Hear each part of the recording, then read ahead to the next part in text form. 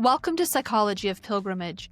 In this episode, I am joined by retired Marine SgtMaj JD LeHew, who is the CEO of History Flight, the world's most successful private MIA search and recovery organization. We had some technical difficulties during the recording of this episode and switched from the Riverside platform to Zoom.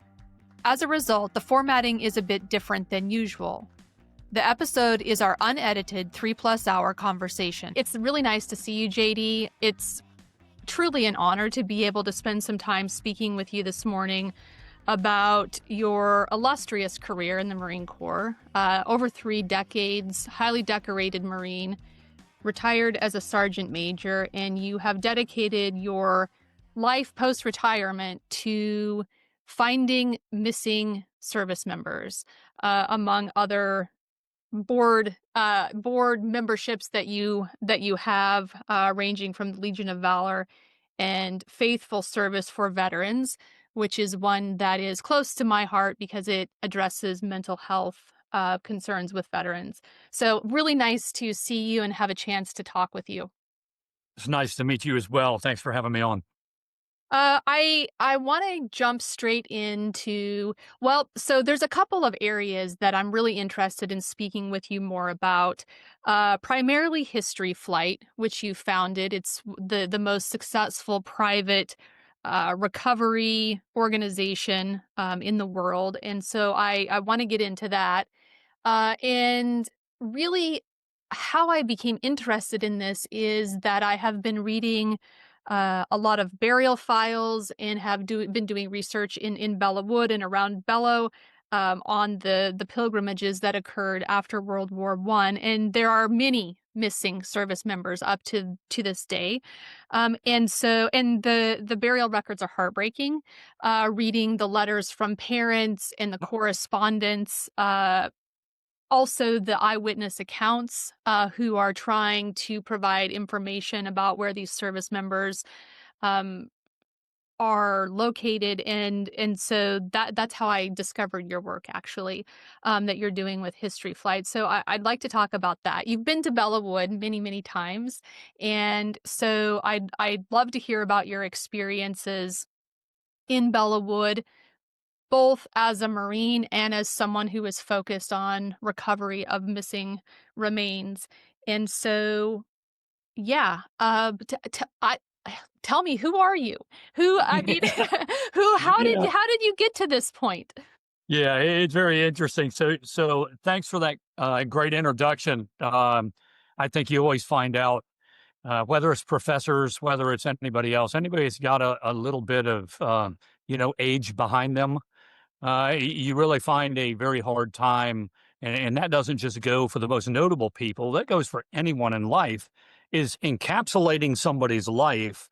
And like you said, like, who are they? They've been alive this long. They've done these so many things. How does one encapsulate that? One as a narrator or an interviewer, and then how does one do that as themselves, who really isn't used to ever talking about themselves? And that's usually part of the success you find in a lot of people, is the people that don't sit around and talk about themselves. You usually are really fascinated Yes. with those people.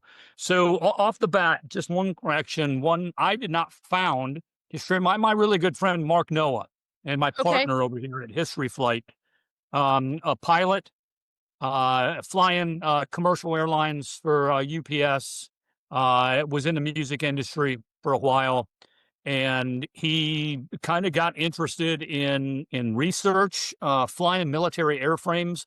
So they hosted veterans, and in the mid 2000s, some of the veterans were very open about when they came back to fly in a B-25, or they came back, those memories came back.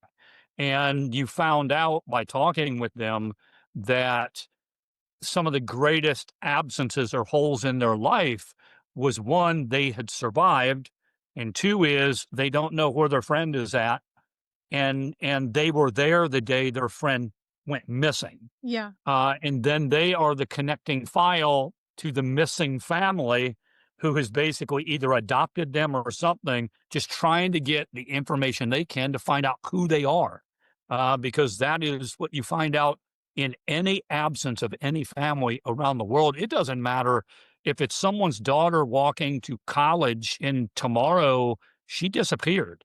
You find how much that greatly affects a family on after they get through the shock.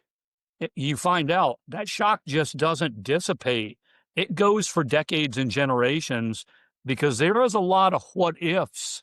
What if that person would have survived? Would they have changed the world? Would it have changed this? And their families, those affect them greatly.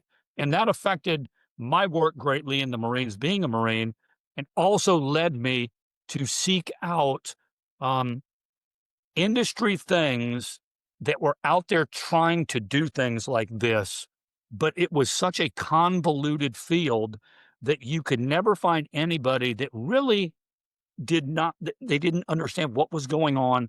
The pathways, the families didn't understand the pathways. The people trying to locate lost service members on a battlefield didn't understand how you do that. Universities didn't understand how they could play into that. And so seeing this maybe 2 decades ago, when this had already been going on for decades, one, nobody really knew about it. Secondly it was the Wild West, and in a lot of ways, it really still is, both good and bad. The good of that is it opens up great opportunities for people to not have preconceived notions on how to do things, and hey, let's try this, or let's do that. And then you get the other ones that are very rooted in it has to be done this way. And then you have to sit with those people and go, but that way hasn't worked for 90 years. So why are we still doing that? And I found that fascinating. So when I was on active duty, a guy named Mark Noah's package was placed on my desk when I ran the university system and the history division for the U.S. Marine Corps at the tail end of my career. And people used to bring me these packages. I refer to them in everybody's terminology as cold cases. Yeah. Hey, if you can do, you've been so successful at doing this and still doing your job. And they would say this, hey, whenever you have a chance to get around to that, could you take a look at that, please? And you could just tell by their voice that there was zero expectation from that person that anything was going to move forward from it, but they were trying something. They dropped them on the packages. And within 24 to 48 hours, I had viscerally went through all of those packages, called them, said, what about this, this, this? This was tried here. Why didn't someone try this 40 years ago? Because I was not the closest shark to the boat like they were. And so I looked at that same information a completely different way and then just said, I don't know the end result or the how, but I do know maybe here's a lot of questions that were never answered for the past 80 years. How about you throw that into the people who are the scientists or whatever, let them chew it up. And then you found out less than a week later or whatever, you would get all these people coming back like, oh my God, that opened this door over here and that information was unlocked here. And then what that also opened up, Heather, was, can you do that with these 7 packages? Yeah, and then those 7 things started to grow into the dozens, and it didn't matter how many was ever there. You got to sleep that you could when you could, because the difference I've always found out in success and failure is understanding the fact that every single one of those packages was a person's life, and it still affected people today. So if you look at them as they are a living person today and you could talk to them or something, because when you take that approach and you really want to help people, you find out that by doing that, it opens these other doors up to a lot of other people who care as much as you do that you never knew were out there. And then once those people find each other, that's the fluoride in the water that's been missing. It's always people. It's not the page that was missing. It was the interpretation of that. And it was such a beautiful thing because there was no preconceived notions. It's awesome bringing international people to a table. And I learned that in the Marines. You don't just succeed by being a Marine. I have to work with this person, this country, or whatever. And absent of somebody walking into a door, and you've lived it in your own life, I'm sure, is before you have a PhD or something, someone, until you have that, just discounted what you said because you don't have whatever it is. And then all of a sudden you found out maybe we can build a team that has no preconceived notions and does not look at someone for a piece of paper or whatever, but the value that they bring to the discussion, regardless of where they come from. And then when you layer that on top, coming out of the Marine Corps, why would you not want to find a way to make a living by teaching other people how to do that, which results in a lot of the things you've been talking about is when you read those letters from pilgrimage mothers, Mm-hmm. right? Or you lead, even today, I bet you're coming across, and we can get into is there are families yet today that their family decades ago made the decision on a piece of paper to the government that gave away their family rights and had their person buried on Omaha or something like this. And now, 6, 7, and 8 decades later, when someone in their family cares about it and they go, can we relook at that? Because we want to bring him home now to be buried next to grandma and grandpa. And then you get someone in the government that's very stoic that just says, I'm sorry, your family 80 years ago signed a paper and gave up those rights. And you're sitting there going, let me talk to that person. Let me, it's people we're talking about here. So I love what you're doing. When you reached out and the fascinating thing of connecting pilgrimages and connecting this vehicle that you have and you're generating out there, I think it's a fascinating story. And I think by the time that you and I are done talking and what you put out there, it's going to open up other doors for other families, other people, and maybe even a younger student somewhere that's contemplating on what do I want to do with my degree system or Yeah. that. And just a simple conversation like this might be the flame that changes their life. So thank you for doing this. Well, I wouldn't be doing this without people like you. And I have to say, the Marine Corps has been absolutely phenomenal as an organization and then also as people in being very receptive to the work I'm doing, not just at Belleau, but particularly at Belleau. And so I very much have a heart full of gratitude for you and for the Marine Corps, ranging from the top down. It's just been fantastic. I wanna come back to a couple of points that you just brought up. One, you talked about being in Quantico, in the history division. Um, and this is where you started encountering packages, cold case files, missing people. How does that happen? Is this a family who contacts the Marine Corps, or somebody is doing research in one area and they bump into an MIA? Or how did these packages come to exist to begin with? One, they're sporadic. They're only as good as the records that are kept somewhere. But you also find out that records that people don't know exist are kept everywhere. So certain things, National Archives and everybody associates with the pinnacle of records keeping. You find out, thank God they've kept what they have, but they aren't the pinnacle of records keeping. That exists in South Carolina, or that exists in Maxwell Air Force Base. And learning to navigate a system to access information. What I had learned up there was, first of all, what information are we responsible for? And what is our responsibility to delve into giving information out and learning the legalities of who gets past FOIA requests, who gets past whatever, and what are they asking for? When you're dealing with a family member asking for information on a family member, that's completely different from the producer in Hollywood of a movie studio that wants family stories to add to their thing that really doesn't care about the families associated with that. So you find yourself up there being the protector of a lot of this information to find out first. And I've always found out with information, always first look to do no harm with that information.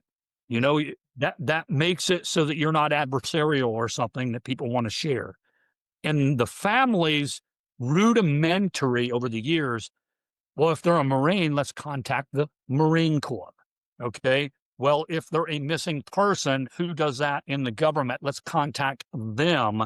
And then you find out that these organizations, Heather, are the tip of the iceberg, but they're also the opening of the door to get what information is there to make the decision you need to make of that affects me, that doesn't affect me. But what you find out with that is a lot of times what families fail to realize is your loved one was associated with someone else's loved one.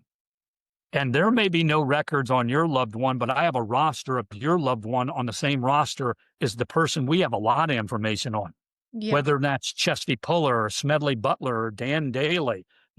Everybody knows about those. So you get inquiries all the time about Sergeant Major Dan Daly and come on, you sons of bitches, do you want to live forever? Okay. What unit was Gunnery Sergeant Daly in? Pull me the rosters from that unit. Let's identify the names that were associated with I Company. How about the 66 machine gun? Whatever we got, let's start there. And these are all records that 99.9% of anybody does not know exists. And when you start pulling those back, therein lies the opening that a family never knew they had, or a historian never knew they had, because that was the 15 pages that opened up, that they're now identifying 7 different cases that don't directly associate with, let's just say, Private or Corporal DeHaven, right? They just don't know. Eventually, you're going to run to a roadblock with information on anybody to go, that's all we got. Yeah. And then all of a sudden, you might find out that his story is actually couched in somebody else's story, and that was the door that it opened up. So that was when those packages came in.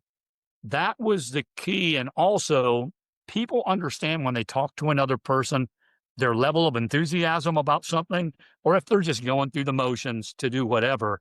And I've always found out it only takes about 5 minutes to understand, is somebody like really into this, or I'm wasting my time? Yeah. And then you give them something to see how that runs. And then you find out real quick, are they in this as much as you? And then when you gather those same kind of people like that, then that opens up the repositories of the information that I never knew I had access to, because I'm just a sergeant major. I'm not the commanding general. And also, there are other leaders in the university that are directly responsible for the input, the induction, and oversight of doing those. They have department heads. They have everything. So learning rapidly to navigate a system like that, but more importantly, I now know that system exists.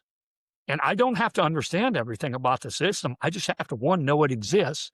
2, I have to continue to have access to it.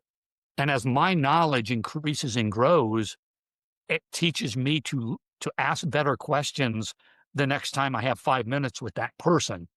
And I found out that's anyone in life. You come across everyone who is important or not important. That 5 minutes is the basis of whether they are going to do something or not do something for an individual. And if you can get them as excited about you and give them the why, as Simon Sinek likes to say, what's my why? And they start to feel it the way you do, then you get to walk away from the situation, and the situation compounds with goodness that you don't have to spend 23 and 24 hours a day, every day doing, because you start to find people that's going to help you chip away and reduce that down. And so when you do that at the Marine Corps, you find out Belleau Wood, right? Belleau Wood is this. A lot of Marines just know the iceberg, the tip of the iceberg of Belleau Wood. As you increase in rank and go in the system, you learn more of the why. You learn more of the actions on the objective. You know more of the why were the Marines sent there in the first place? Why did John Pershing select this and not this? Why did they not just take the Marines at the time and send them to Verdun or anywhere else to get chewed up going over the top like everybody had been for 3 years? Somebody made a decision and said, we're not going to use the Marines for that. And we're not going to use them for that specific purpose. We are going to try something new with these guys. We're going to let them hide behind trees. We're going to let them surprise the enemy by this. We're going to let them do that. And there's such a small, insignificant view. They looked at them as special forces. So let's just put them in the line, try something, and what can we lose? At that point in the war was, what can we lose? And when you find out the pride, discipline, desire, and motivation that those men took upon having that job, and then you see the family records of how proud people in the 20s and 30s started saying, my son was a Marine. And before that, you didn't find families saying that because the Marine Corps on a world scale was microscopic.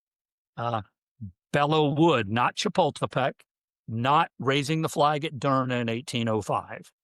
You can and not raising the flag in Iwo Jima in 1945, which is the most memorable to all Americans, right? The wheat field in Belleau Wood set the standard for the U.S. Marine Corps on the world stage to where people in the world now looked at the Marine Corps as this shock organization that is different from what the other Americans are. And thank God, the Germans who had been fighting, these are people, as you very well know, these are people that pride themselves from the Prussians and everything else. And they are the elite of the day. And they look at themselves as that. And by 1917, they still don't have a view that we're losing this war. We're still going to kill the enemy. We're still going to do that. And we're going to do what we can take. And then to now read individual actions from after actions and go through all those to go. And these are German after action. This is the German Feldwebel, the sergeant, that's like, I fought here, here, and here. But for these days it was here, I never saw something like these people that were coming at us. And we didn't really know who they were, but as many as we could kill, they just didn't stop. And they kept coming. And that sent shockwaves through us because I was here in 1914 and 15, and the other ones didn't do that in 1916. And now we are growing tired. We are losing this. And now they're sending in these kind of troops that are doing the tactics we're doing to other people against us. And it fascinated. Belleau Wood was such a microcosm of militaristic fascination, clashing at that moment that was revolutionary in such a sense that it changed a way that the Marine Corps shaped, equipped, and fight all the way through 2025. So when you say that you do a lot of things with a lot of things out here, but you always come back to Belleau Wood, the quid pro quo to you, another that you sent over to me is, I think it's pretty understanding my why, and that's what you asked, my why. I think you can know, I know his why. I know why of that. But to have someone like you that has the education you do, that has access to the love of doing, you can apply that anywhere that you want. Medical, it doesn't matter. Belleau Wood on its thing, on a completely different way, fascinates you as much as it fascinates me. And that's the reason History Flight has a 93% success rate that no one else has, because it takes people of completely different backgrounds that otherwise would really never run in the same circles. And it gets to the why they feel that this is important from their angle and looking. So I would send that back over to you, because I think I'm just as fascinated on here to hear your why that brought you and I together on this call today. Yeah. Well, I started, I the first time I ever bumped into what I would consider military / battlefield, this is not battlefield, but it is military pilgrimage, is an 8th grader. I went to Washington, D.C., like many 8th graders do. And during this trip, my father, who was a university student during the Vietnam War, something that is really kind of ravaged his soul for his entire adult life, about why he did not leave the comfort of the university and enlist probably in the army. His one of his best friends was killed, and so when I went to DC, he asked me to bring back a pencil rubbing of his name. Lewis Dorsey was the man's name, from Kansas. They had been in college together in Kansas, and Lewis ended up enlisting, and my father did not.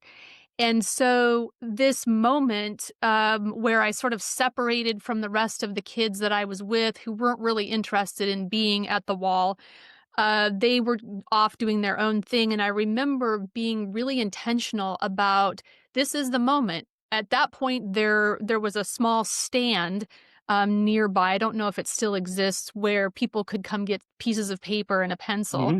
And does that still exist? Is Hmm. it does. It's a And big rubbing. okay, Everybody goes up there. yeah. It's a big rubbing to I do that. didn't know if people were still bringing their own paper and pencil, or if they could get it there. Yeah, and so I walked, it would seem like forever. I mean, I was watching, all of the names pass me, and it was a rainy day, and I was looking at my reflection in the memorial itself, and then I scanned and I found the exact tablet where Dorsey's name was, and I remember walking up and just very slowly rubbing his name onto this piece of paper, and something happened for me inside. Something changed for me. I became less innocent that day, and I remember just staring at Dorsey's name, in the midst of thousands of names, and thinking, "What was this for? What is this?" So fast forward to that evening, our group of students went to dinner, and I said to our chaperone, "I need to go to a payphone." This was before cell phones. "I need to take my quarter and go to a payphone. I need to call my dad." And so I picked up the phone. He answered the phone, and I said, "I did it. I have Dorsey's name on this piece of paper."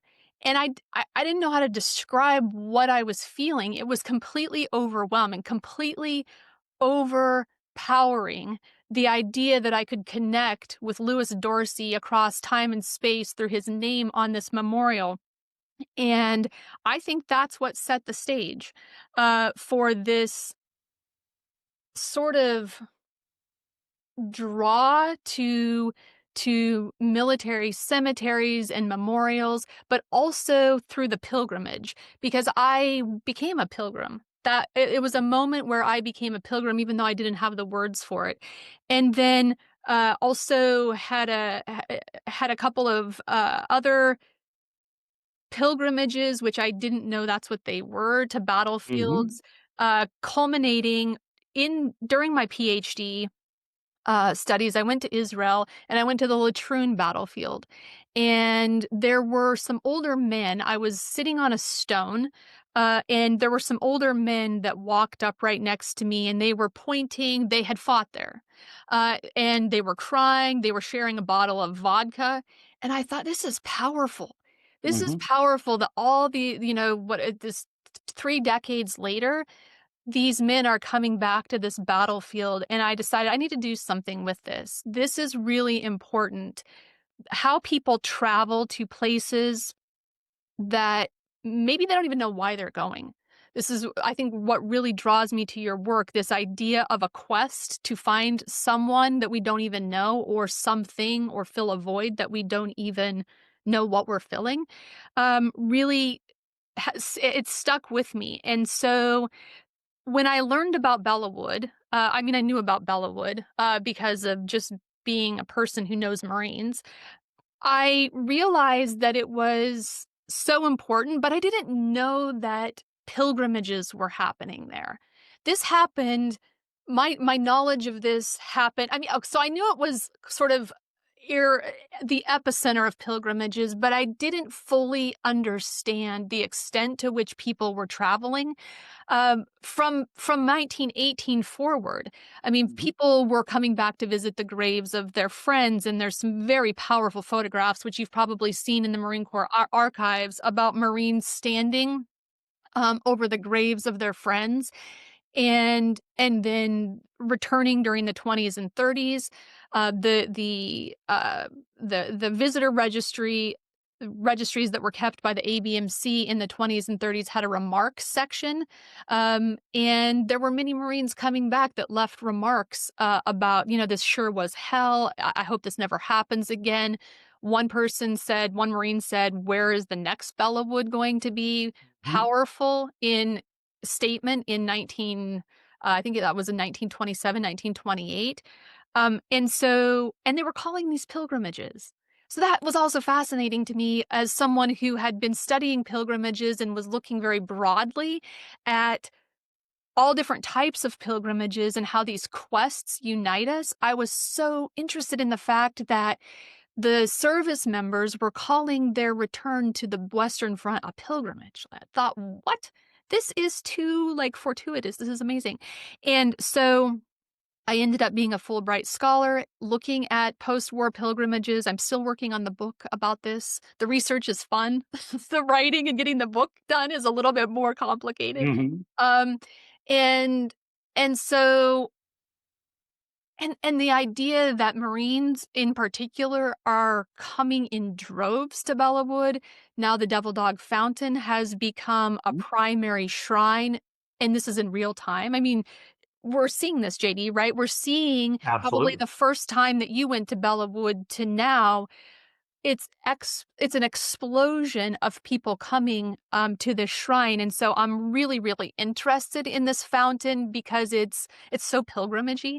You know, I it is so it's important to Marines in ways that they think it's one thing, but I think there's so many other dynamics that are happening here, particularly since the Marines were not at this site, and yet it has become central to pilgrimages. And even some Marines, young Marines that I talk to, this fountain is more tangible in some way and more central to their pilgrimages than the woods themselves. They feel a connection. It's not that the woods aren't important. It's that they're able to have a sense of connection to those Marines who fought in Belleau Wood via the rituals of drinking water or taking water home, or now pinning insignia into Mhm. the back of the dog head. So they're able to connect in some way to the historical Marines in a way that is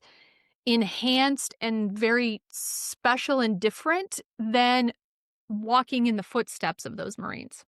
And it's interesting you say that because, as you and I both know as historians, that Devil Dog Fountain's not associated with the battle at all. Right. You know, this is the first shocking thing that a young Marine learns is they believe that pilgrimage starts with drinking from the fountain because that's the devil dog. Like that was on the wheat field in 1918, and we're making a pilgrimage. Yep. It was here, and you find out that had nothing to do with any of that. This Yes. takes on this this devil dog persona through the decades, and the more people that start doing it lights the fire on the others.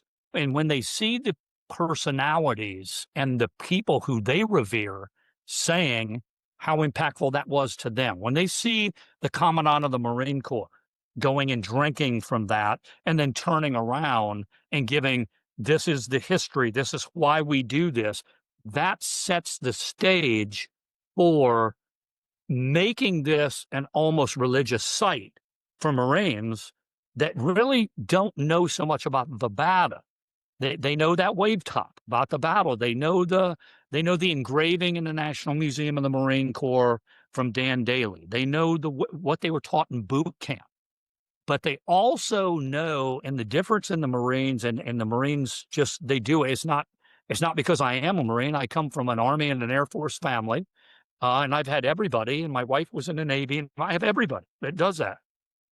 but everybody will tell you that they're different. The Navy will say the Marines are different. The Army will say those guys are different. We may butt heads in that, but those guys are different. The Air Force will say those people are different. And they don't mean in this really sadistic, like go out and kill everything or whatever. They mean they consider themselves in this ego golden anchor sacrosanct. It's when you get that, you transform into something else. And when you do that, that rite of passage, right? So there's your first start of a Marines pilgrimage is San Diego, Paris Island, and Quantico is you cannot have that unless you make a pilgrimage to one of those three sites. And we don't allow you the opportunity of doing this unless you cross through those crucibles to get that. So there is an earned, not given thing that everybody knows. I had to cry, sweat, bleed, or whatever, or I had to suffer for this. And everybody knows when you impose a certain sense of suffering or interweave suffering onto anybody, that makes the belief of that even stronger. There has to be suffering for growth. And then you find out through the suffering to the growth, that's also the pathway to healing is on the other side as you go through those wickets.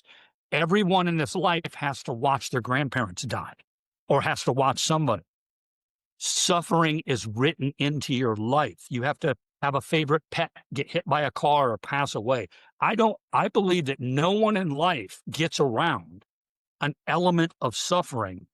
It's already woven into every day and every person that they have to experience certain things in order to learn to process it.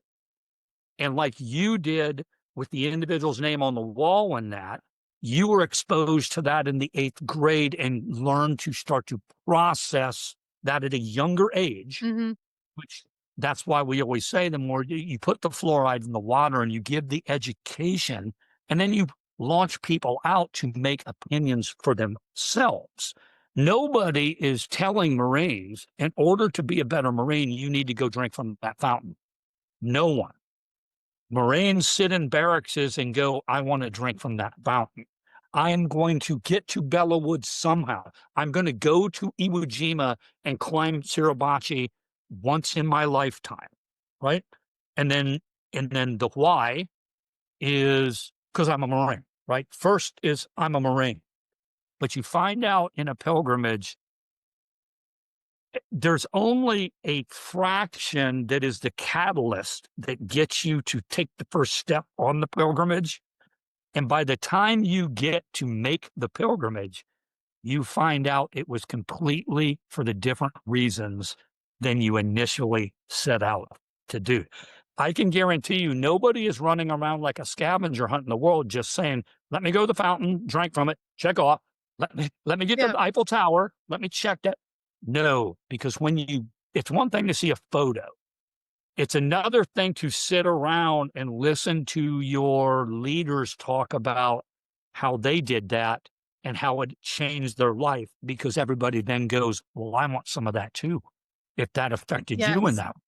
And it's the veterans, it's the people to go to Suribachi. It's taken veterans back to Tarawa, like we did earlier decades ago when there was a lot of them. And they got to go back to that most hellish place. I told a friend yesterday, 2 things happened. He drove a long way here to visit me, and we were in combat together in 2003, and we had not seen each other for years. One, you pick up right where you left off. It's just the way it is. But he had mentioned, before I die, I need to get to Belleau Wood, because I brought him down to see my stuff and everything. He goes, I need to get to do that. I need to be able to make that pilgrimage to do that, right? And then you look at, I've got to do this, or I've got to do the why. So what inspires you to go another step further, right? And not just limit to this. And a pilgrimage in life, I think you really find out, Heather, it's not one thing. The pilgrimage is your life. And how you change, you will find multiple pilgrimage in your life, but the individual tangible ones, like we're talking about, give you the inspiration to, when you say, I've done that and I've learned this, you learn more about something to go, now I want to do this. And it continues and perpetuates and makes you move. And in the military scope, you would originally ask, you know, Justin, why? Why would you walk across America 3,300? You're a 52-year-old man, very successful. You know, why are you sleeping in ditches and eating out of people's fields and all of this? But what would possess somebody to go and do that? And then what would possess another guy to say, I want to go and suffer along that way with you when they have their own experiences too in their own family? And you find that as young Marines, we were taught from day one, you do not ever leave your dead and wounded on the battlefield. And regardless of your race, creed, color, origin, or something, dead or alive, somebody's going to make sure that you come home. Your buddies are going to make sure that you're not drugged through the streets of Mogadishu half naked for your parents to see that, right? And the only way to know that is you have to teach it. And the only way for them to inculcate it is you have to teach it with such a passion that it just doesn't say that we just learned about this today. It has them walk away from that and seek out information on why does that guy care so much about this, but I don't. And then they start to do that. And then all of a sudden is when I can't be there anymore, like I'm not in the Marine Corps up there anymore. I did, but I went up to the Marine Corps base yesterday and I went out to where they were throwing Marines in a martial arts pit and everything else. And I'll be God if they was not telling stories that I told them a few years ago. It's because they were impassioned to keep the fluoride going in the water because they're true believers. And that is what the Germans went up against in 1980 that they never knew in 1980 is they came across a group of men who were true believers even more than they were. So when those two forces met and the Germans felt that they were true believers and they felt a force to hit them like never before, and regardless of what the enemy was throwing them on the horns of a dilemma, they were so confused. They could not take the 32 machine guns and interlock them anymore and just say, we're going to kill the first three waves and they'll quit, right? No, individual Marines who just watched their best friends get ripped in half and just looked one way, went this way, looked back, and that person is gone in that wheat field. They understood, and this is the difference between the U.S. Marine Corps and Russian infantry. In Stalingrad, the same thing happens, attacking the Germans. But when the Russian soldier is looking back, he's judging whether or not my own people are going to kill me if I retreat, or I need to keep going forward and take my chances with them. When the U.S. Marine looks back, they never have to worry about their own people shooting them in the back or somebody saying that. And they also know that there's not going back. There is only one way. And regardless of what happens in this field, the end result is there. And under fire, that is a pilgrimage in the crucible to the 10th level that a lot of people don't have to, you hope, experience in their life. But that's also the pilgrimage that they go through knowing my mission is there and I will not quit until I get to there. And to be able to do that and go, there is a belief of everybody here that knows that there is a large expectation they are not making it out of this day alive. But quitting is not an option. And I am going to continue to move one more step because my best friend can't anymore. And now, if I don't do this, and I don't win here, they know what that means on a bigger scale. And also the pilgrimage of those family members. What's their why on going to the 20s and the 30s? They need to experience for themselves the ground on which their son never came home from. And they have to see it. Yeah. They have to see it. It's not so much they have to visit a grave where he is at. And History Flight has proven in a lot of ways, sometimes those guys aren't buried underneath right where they're at. And national cemeteries are a good example of that too, with things shifting and people doing that. But that with their pilgrimage is, I have this telegram. I have his baby booties. I have something that is here, right? And I pulled up a thing when you had asked, hey, you know, I'd like to understand your why, doing so much with Tarawa. You've experienced so much pain and suffering in your own life. Uh, I wore a uniform, the Marine Corps' best, and had to knock on people's doors and tell them their son was never coming home. So I experienced the pain of mothers collapsing in your arms and punching you, ripping your medals off because they're so angry at that moment and cannot process what it is that is now happening.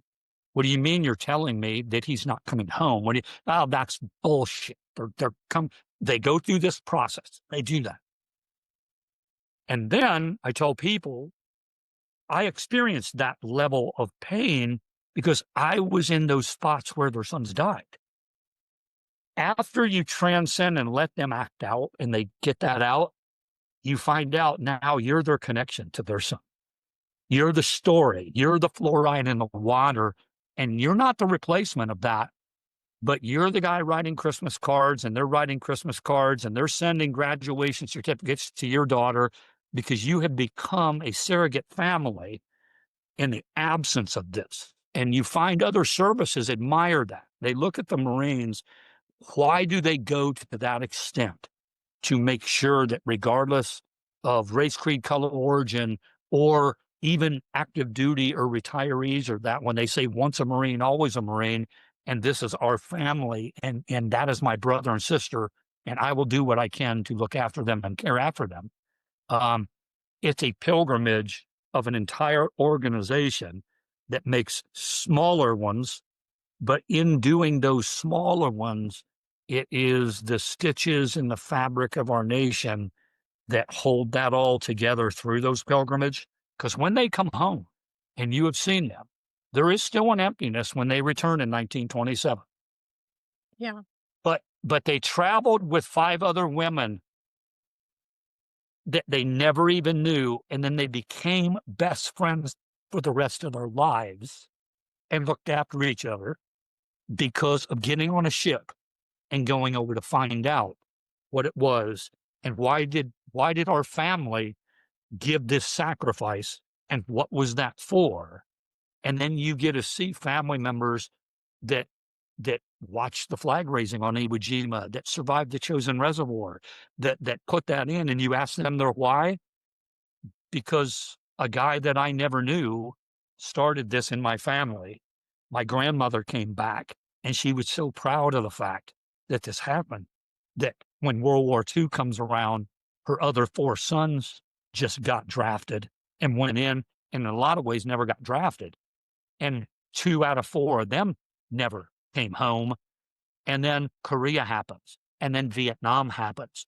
And then you find out through these pilgrimages the same why you came across.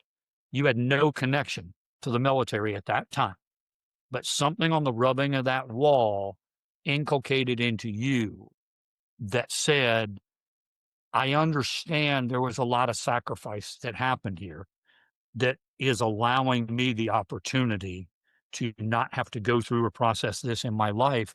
But you also understood, Heather, at that time, as a nation, we have to have people that are willing to do that, because since 1775, every 20 to 25 years in this country, we giddy up and we go to war somewhere.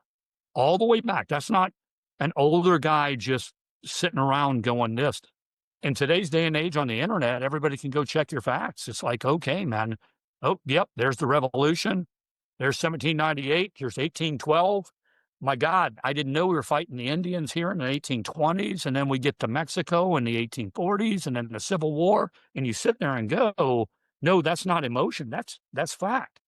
And 250 years later, what tells anybody in the world that blueprint's going to change if you're an American? Because I got 250 years that shows the blueprint that is exactly how we exist as Americans. And then in the middle of those 25 or 30-year larger scale things, we are engaged in 4 to 5 other little life-changing areas that that Nicaragua and Haiti and all that stitch all those together. So I tell people all the time, I pray for peace like everybody else does.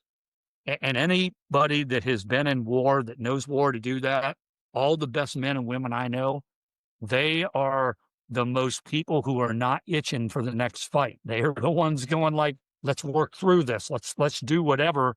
Because it's their sons and daughters, it's their grandchildren.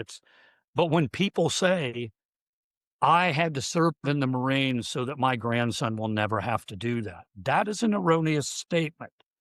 Is his generation is going to have to fight too, as long as we're Americans. Your children are going to be eventually put on the horns of a dilemma to make decisions where this nation is going to have to do that as well.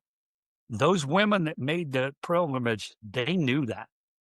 And they knew when they went to Belleau Wood, like that individual said, where's the next Belleau Wood? They instantly knew by looking at that grave site and looking at all the other graves around France and everything layered on top of each other. Yeah. They instantly knew there's going to be another Belleau Wood. Yeah. And we have to give people the reason to care. Yeah. You talked about being in an education capacity at Quantico, and then that's where you were encountering the MIA cases, where you had the opportunity to kind of start doing something about it and learning the apparatus. And you also had the experience of being a person informing a mother or wife or loved one that their Marine was not coming home. Were there other experiences while you were in the Marine Corps that left significant marks and and you can look back and say, yeah, it was this moment or this moment that really gave me a sense that I am taking responsibility to find MIAs? I will tell you, in 2004, we had, I got an unfortunate, I have a bag that's usually everywhere. It's kind of like right here. It doesn't matter which direction you change that bag, there's names. Yeah. Back 49. Those are mine. Those aren't, I heard about that guy over here, or that guy died in the area where I was at. Those are people that my hands were on plugging bullet wounds, or my hands couldn't do anything else anymore, or loading onto helicopters, or to do that in multiple theaters of engagement. And you were sitting there going, that fluoride in the water that I told you about of what possesses a person at their own risk to their own life to run out into fire to drag someone's body out of that, or to say that we are getting overrun in this, but you drag him back into this perimeter and we are not leaving those individuals here. We are going in that tank that's burning because I know there's that many guys in there, and we may leave the tank there, but we are not leaving those guys here. That is the fighting spirit that propels what other countries don't understand about our military. Is that kind of spirit is why we win on the battlefield. And that is Army, Navy, Air Force, Marines, Coast Guard, Space Force. That is what they all start to understand. When it's yours, and when you get to a point and apply that theory on top of it, and it's happening all around you, and you have to make life and death decisions to, you know what? That individual, you have to grab individuals and you have to bring them to their senses who just lost their best friend and say, I need you to snap in on me right now because I don't want to lose you. He's gone. Okay? What he just heard from you, because he trusts you, is don't risk what you're doing right now unnecessarily. He's gone. But that also doesn't mean we're not going to go get it. We just can't do it right now. I need you to watch your portion of the line. I need you to collect your sector of fire because we don't want more of that to happen. And they believe you. It's like, Absolutely. And because you've done that, because people need to do that for you over the years when it happened. Now you get to a situation where you can get to where we need to employ that, because I promised you we're not leaving without your best friend, right?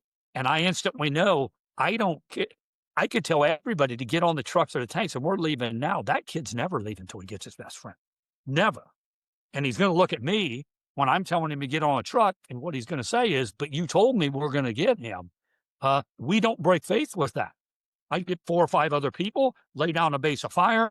Let's drag him. Let's get him in. Because in our generation, Heather, is this. Our generation did not bury people on foreign soil in cemeteries like all of our previous generations did, to the tune of thousands and hundreds of thousands of people. So in the Marine Corps, when you were sitting there holding the hand of a junior Marine or your troops that you knew these guys, right? And there's nothing you can do anymore, right? Now you have to get the business of make sure instantly. I don't want him to become an MIA. I don't know if we are going to get overrun or that now. And I don't know if we're getting out of this alive, but I need a dog tag on him. I need something there. I need this to happen. I need a high school class ring left on his finger. I need something that if we can't do this, that someone is going to eventually come back and get him. And we can account for that.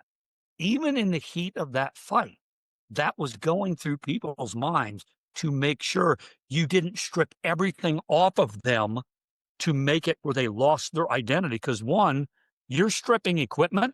I need that. You're stripping 15 magazines of ammunition because I don't know if we're getting resupplied, but he doesn't need the 15 magazines anymore. Okay.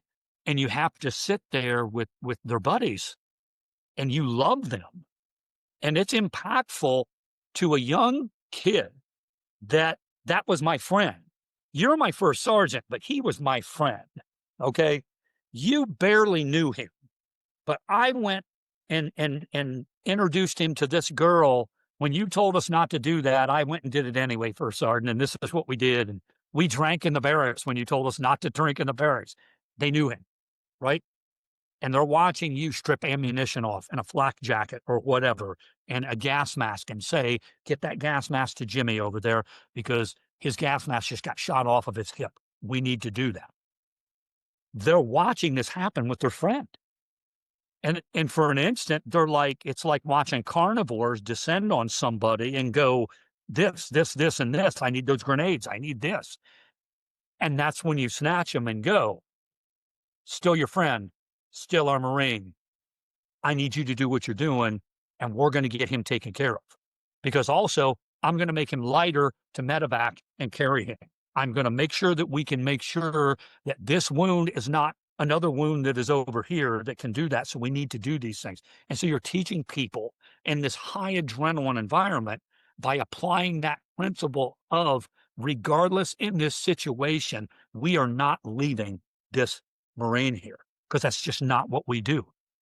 So they expose themselves at the expense of their own life to sniper fire or anything when everything tells them don't do that in order to allow other ones to get their friend off the battlefield. And then they don't ever see him again. And they're there for months or whatever after that. And then eventually they survive and they come home.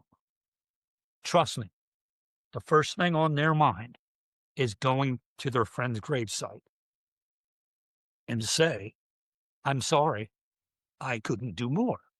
That I'm, and then you're watching where they grew up at. I didn't know that. You're watching the animals, and that was their favorite dog, and you're getting this human element of, although they are these people at this time in the world stage, they are someone's son and daughter in all of these old photographs to do that. And those lives matter, not just because they're gone. They may matter now more that they're gone because a lot of follow-on generations have to understand, why am I different from other people? Nobody in the family ever joined the military, and I never knew my Uncle Jimmy or something. We just had a photo of this guy in our family for 18 years or whatever, but there was something that captivated me about Uncle Jimmy, and none of my other brothers and sisters felt the same way, Mm-hmm. right? And then you find out that's the next Lance Corporal in the next war, because there was that connection. And like you said, there's that pilgrimage because the family says we don't forget Uncle Jimmy. And Uncle Jimmy's not here, or Uncle Johnny or Aunt Judy is not here, but she was a nurse in Vietnam. Here's what they did. And then the more you can expose people to that and make them those true believers, I also found once you get back here, that does not stop. Because if you're a true believer, you are a true believer your life in these circumstances. Mm-hmm. So I found, Heather, that even while I was still on active duty, like that pilgrimage you made to the Vietnam Wall and everything, there is a flag in America that is the only authorized flag to fly underneath the U.S. flag in all of our Commonwealth states and territories. Now, if you're from California, you can fly the California flag. You're from Iowa, you can do this. But regardless, there is a black and white flag that is authorized to fly on every federal building, post office, and everything all the way around. And that flag in 1970 was created by a bunch of people that said, please do not forget our sacrifice. Please do not forget at the time, my husband is incarcerated in North Vietnam. Do not forget this. And they all come together. And for someone to do that when I was not even around then, and nor were you, to have that feeling where that meant that much to those people, I didn't have to understand that, but I questioned, what's that about? And so after, as a Marine, I knew what that was, but now I'm walking around with the 99% of the public that has no idea what that flag is up there for. And I'm watching different presidential administrations take it down, or they're putting it up, or legislation says we need to move it over here. That I'm starting to see people are forgetting. They're forgetting the sacrifice that keeps those stitches together on the main flag. They're forgetting that. And so when I walked down to a post office one day, I love it here in Fredericksburg. I love it. Historical city, love the office, do it. And I'm just mailing a thing, and I noticed the flag's been gone for a week. And I have a bunch of those flags here, like the quality flags. So I walked one down, and I just said, I noticed the flag's been missing for a week out there. I brought one down. You're more than welcome to it to put it up underneath there. And a very nice lady came out, and she had said, we know that we have put the flag on order, and we have all intentions on putting it back up when it gets here. And I offered the flag again, not being pushy. And I could tell that she wants to stick to the process because this is what she's been told to do. And I said, okay, thank you very much for doing that. I'll check back again in about a week, and I hope to do that. And when I was walking out of that post office, she came up from behind the counter, and she stopped me on the way to my car. And she said, can I just ask you one thing? I've worked here for a long time. A lot of people ask about the U.S. flag. No one has ever asked about that flag. Can I ask you why that matters so much to you to put that flag? I'm 52 years old. I'm done with 31 years in the Marine Corps. And we had a 5-minute conversation. That woman was in tears. And she said, I never knew that's what that was all about. And she goes, we're going to take care of that right now. The next day, that flag was on that flagpole, and it has never been off that flagpole since. And I was standing there at that moment going, if I can have a 5-minute conversation with a woman that had no idea at all, to inspire them to take action in the absence of me walking away. And as an American, she said, I'll take care of this. I trust them. I'm not going to drive back the next day, follow up. She said she was going to do that. She's not in the military or nothing. As an American, I have to believe that that's who we are as a people. I went home and came up with this crazy idea 2 hours later and looked at my wife and said, I don't know why. And the funny thing is, the movie, I've never told anybody, the movie on TV that night when I switched it was called The Way with Emilio Estevez. I know the movie. And I'm like, this is kind of neat. This is here. This because we're talking about the comedian. We're talking about the shells, the pilgrimages, everything, right? And you're sitting here like, that's interesting. And I turned to my wife and I just said, you know what? I'm thinking about walking across America. And she's like, you're absolutely insane. You're 52 years old. You're not in the best shape of health or anything else. And you could just see the look on her face, Heather, was like, I don't understand. I don't understand you. I'm married to you for almost 30 years, but I don't understand that. Right. And it does not make sense. It does not compute. And at the time, it does in a way, because my daughter works for me. My wife works. All of us are a family in the MIA community. And I told them the same exact thing. And I said, I don't know why, but people have forgotten. And now coming out of COVID, they've really forgotten. And as a business person, I had to figure out a way as a CEO to reignite that. Like I have to get donations to do things to find people. And COVID killed all that. It shut the international search and recovery efforts down to nothing. And now you're sitting here is, how do you go from the world's most successful 27 employees around the world, employing hundreds of people, to nothing, right? And they all have to go get other jobs now to make a living. And your team just went to here because you can't get into that border and we can't get visas to do this. And I'm like, if I can talk to people like I did to her, then I can try to keep the pilot light from going out to get this to a better place one day, to where it may not be me, but people just don't forget. And then all of a sudden it was, how about we just start in Boston, Massachusetts? And there's this road that goes across America. And I called my buddy who had a couple of bottles of wine, explained it, and he's like, I'm in. Was this before or after he drank the bottles of wine? This was after the bottle of wine, and he said, I'm in. But then he turned around the following day and said, just because I was drunk, don't think I didn't mean what I said. Yeah. He goes, I'm in. And 1.5 months later, with no plan whatsoever from that point, we walked off the deck of the USS Constitution, and 8 miles down the road was sitting there going like, how in the fuck are we going to do this, man? Because also, when you commit to a pilgrimage like that, and you are who you are, and you have the visibility, who you do as well, failure.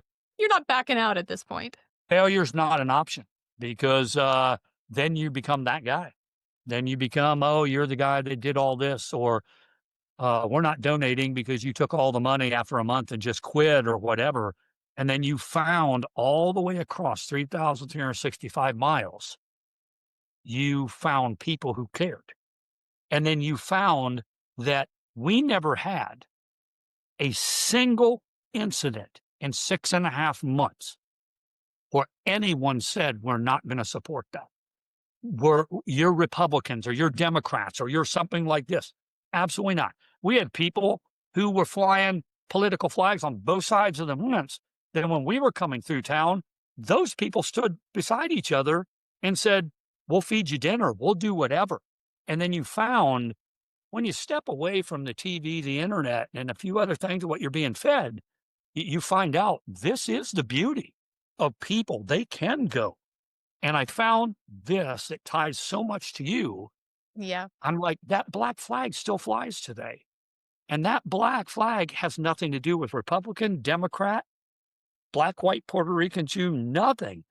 It really is this beautiful thing that is more uniting than even the flag that flies above it. And it's the same reason why people don't go to Belleau Wood or Omaha Beach and desecrate those graves. Or they don't try to make statements in a cemetery, because they even get to a wall when they go, I may not believe the way they did or whatever, but I know there's a line that I do not cross. And that line is sacrosanct in North Africa. It's sacrosanct in Belleau Wood. It's sacrosanct in Manila and other countries. They're see the way that we take care of those. Even when you look around and you look around, France is great because it's beautiful, right? You go to North Africa and look at that piece of America right there. And then you just go outside that gate and it's Africa, Mhm. right? But you're like, oh my God, people are down there with scissors cutting the grass. They're putting a rosette up on the wall. And other countries see that.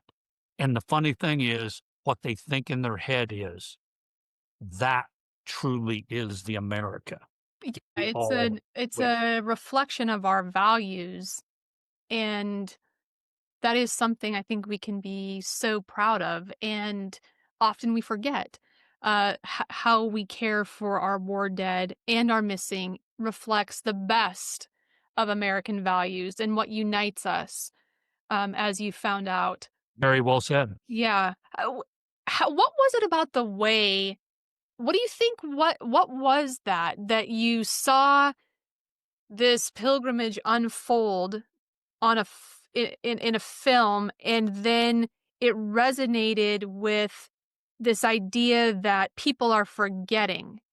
Ho what was it, the movement? Was it the quest? Was it an idea that I need to do something and this is something I can do?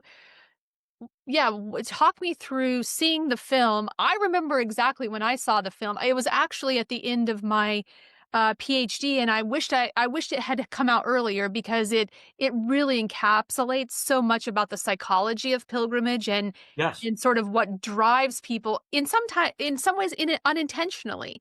And so, what was that for you? I think exactly what it was one, I'm a movie effect. That's my outlet. My outlet is cinema. I can immerse I, m- my happiest place is a small bag of popcorn by myself in a movie theater, regardless if anybody wants to go with me or not.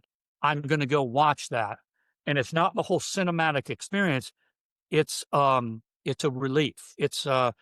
I don't have to be me for the next hour and a half. I can enjoy whatever the storyline is, or I can enjoy this.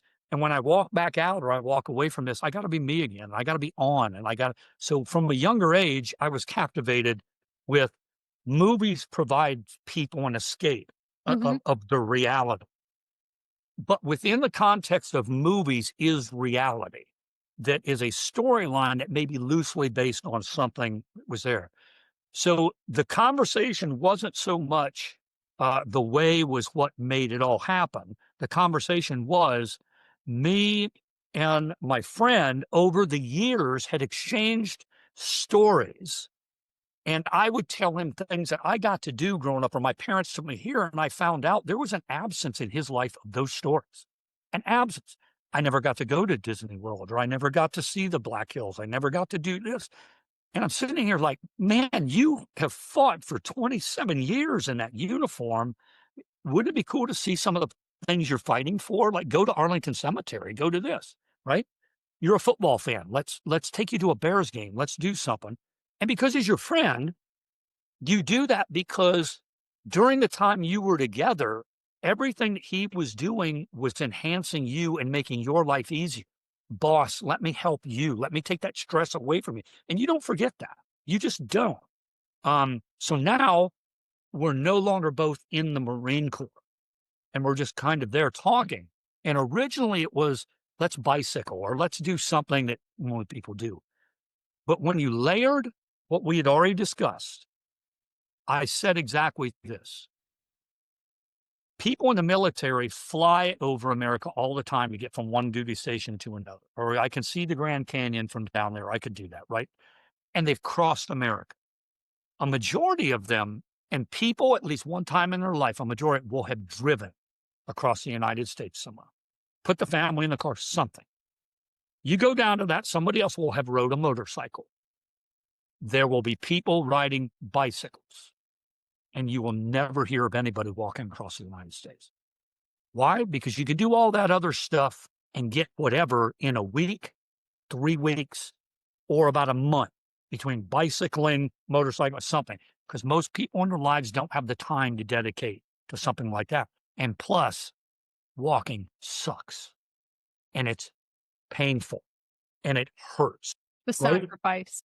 The sacrifice. Yep. So I called him because we are just battle damaged, all over, body, mind, spirit. It doesn't matter.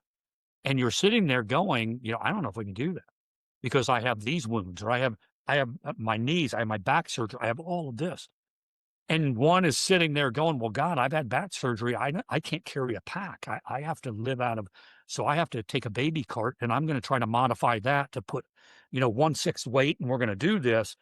And then I found out was taking no for an answer.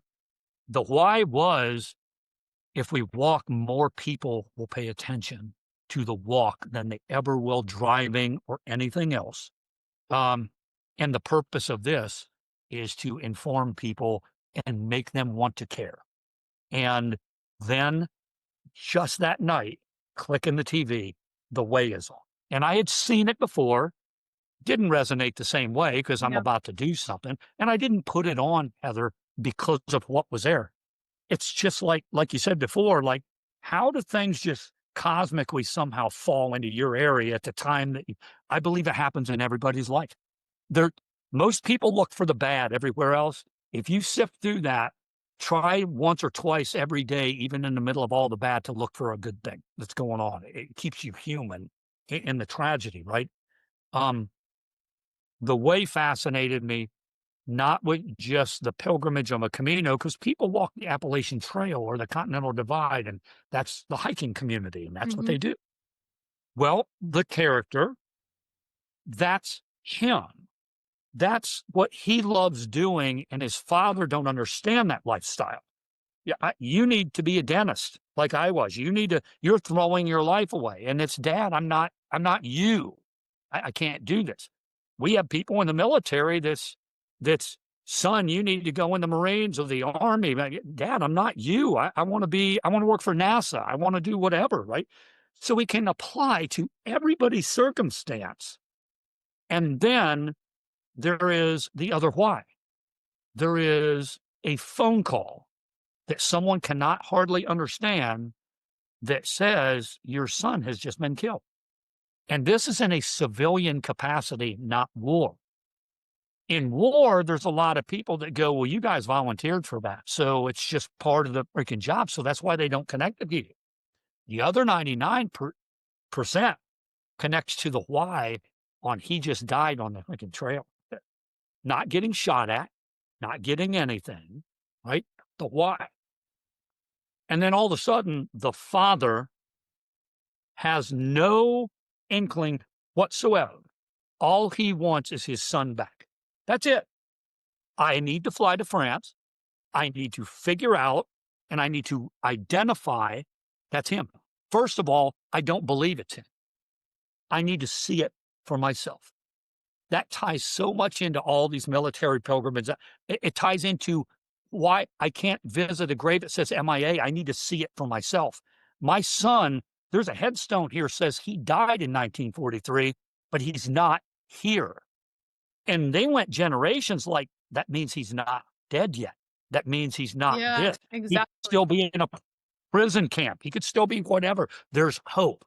When they're there, there's a final outcome.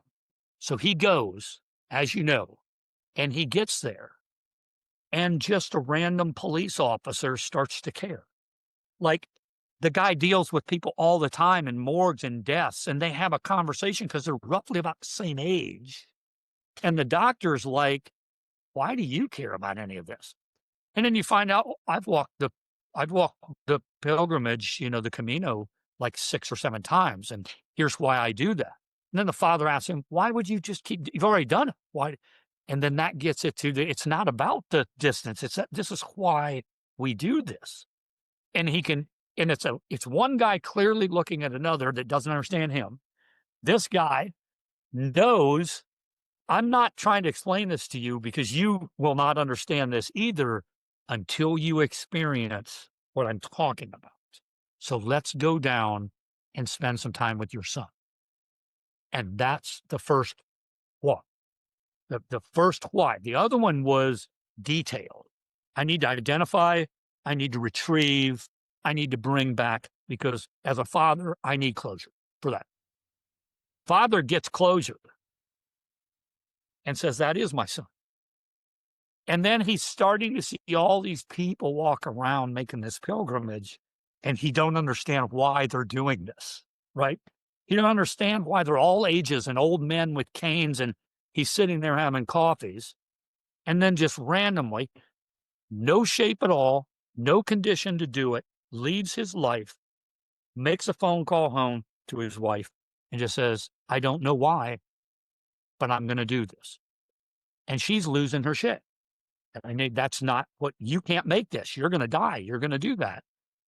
And then he acquires the gear. He figures out this ain't going to work. This is too heavy. This is going to work. He starts to meet other people. They all get to their why.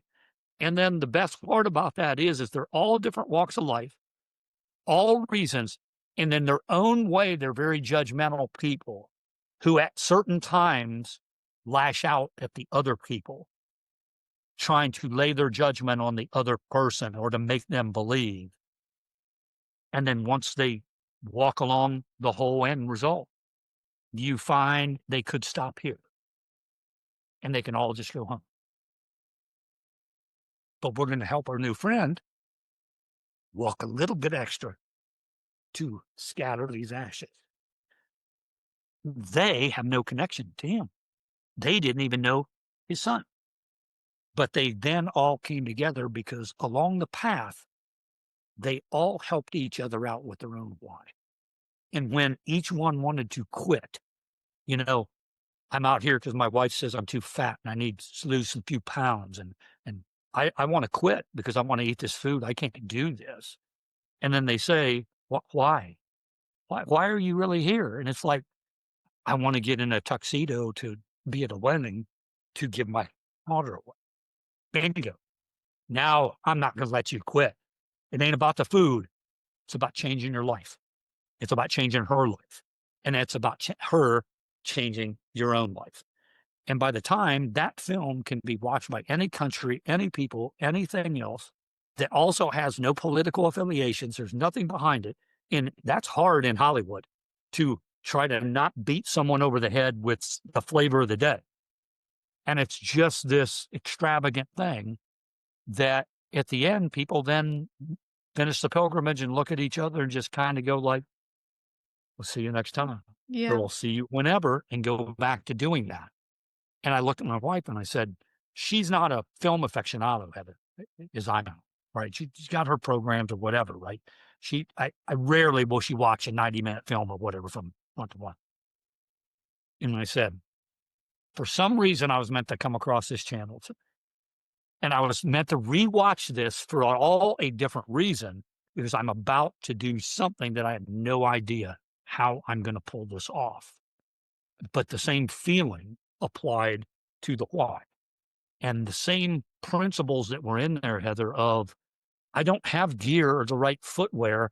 I'm just going to start walking with what I have and throw whatever out along the way and figure it out. You actually find that that principle can be applied to any person in life that is struggling. You don't have to have all the answers. Just start where you're at today, do the best you can today, and figure it out along the way. And if you're open to it, you're going to find that you don't have to do this alone. You can be receptive to do this, or don't get animostic when somebody says, why are you wearing hiking boots? You should wear tennis shoes. Don't go like, hey, I've been a Marine for 31 years. Don't tell me what to do. There may be a reason they're telling you that. Mm-hmm. And when you open that up and you go like, what can it hurt? My feet are bleeding. They're blistered. It's clear that I need something different. And they are seeing that because they're seeing me walk a certain way. And they're going, why don't you get a pair of tennis shoes? Because you're on the road the whole time. You're not walking on trails. And then all of a sudden, you hobble up, buy a pair of tennis shoes, throw the boots in the trash, bandage your feet. And from that point on, your feet heal. The pain starts to go away. You start to cover more miles now each day. And it's like, we can do this. and then somebody else helps along the way. So it's the way in a different way, with different meanings. But that was what fascinated me when we came across each other on LinkedIn was you were trying to say the same things, applying it in a different way Mhm. by couching it under the term of a pilgrimage. And most people may only think a pilgrimage has to be medieval or it has to be a religious or they no, no, no. Everybody, every day of their life has a pilgrimage that they are on to get from here to there, whether it's to be better in their job, whether it's to get that degree, whether it's to make a better life for themselves. And like you aptly said, now there is a lot of people don't know they're on that until someone can explain it in the right way that Mhm. tells them, don't discount what Heather's saying. This isn't about just making a pilgrimage to a battlefield or that. When you can show more people so many different ways that pilgrimage all fall underneath this term, but there are thousands of different ways, people then say, I can see myself in one of those, and that makes sense to me. And Yeah. watching you go get a PhD to turn around in an educational capacity, I've always been taught because I'm not the proud owner of one of those. You know, people always joke the public high school diploma and that's a joke. I think people should always get educated. I didn't. I wasn't a good student. I didn't want to read books. But there's a reason I have 2,500 books in my basement and all the walls of everywhere now. And when you open those up, I don't throw them away. There's different notes from different periods of my life where I've read the same book over and over. I was different when I read that 20 years ago. Right. Now I'm watching the same words from this, and I leave those notes for my grandson, or I leave those notes for here, and I have that in its own pilgrimage. But what you have applied, and I thought the goal was for everyone that got a PhD or a master's degree, the end result is you get an education on something, but that education is supposed to be given back in these multiple ways to people. It's not just supposed to be held by you and say, yay, I made it to the mountaintop and I'm making $350,000 a year and screw you over here. Everybody I've ever known that went on an education path was, I want to get through this pipeline so that I can then go and do this with it, which opens up these doors. And I think you're doing that in spades. Thank you. Thank you for saying that. Um, I wish I was making $350,000. You'll have to let me know about how to do that. Well, there's other people that are, and they need to get out of the way for you to get to There you wherever it go. is. That's it. I need my pilgrimage to that. Uh, it was wonderful to hear you talk about the way because the movie, I mean, it's such an emotionally evocative film that I think anybody can see themselves in at some level. But I had never actually thought about it in terms of the parallels with MIA recovery or recovery period. And as you were describing the film, I'm thinking I see exactly why you would have had such a strong response to it, especially as you're preparing to do something similar. And I've got a lot of questions, but I have Mhm. two right now. One is I I can't help but think about this term recovery or rescuer or recoverer as being so fundamental to your identity that seems like it probably drove you, even from a child, to be a person who rescued. And so I'm curious from a psychological standpoint, was that the case, or did you always have that sense that you were a person that could help or implement an action plan or execute an action plan to actually recover something or someone? Very good question. Yeah. I would probably say I came from a really small town up in the northwest corner of Ohio, a little farm community called Columbus Grove.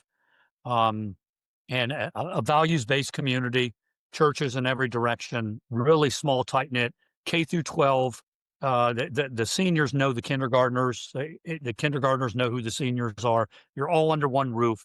And it's been that way since the 1840s. It's that way now, just a little bit bigger, but still no more than a couple thousand people of applying the same principle generation after generation.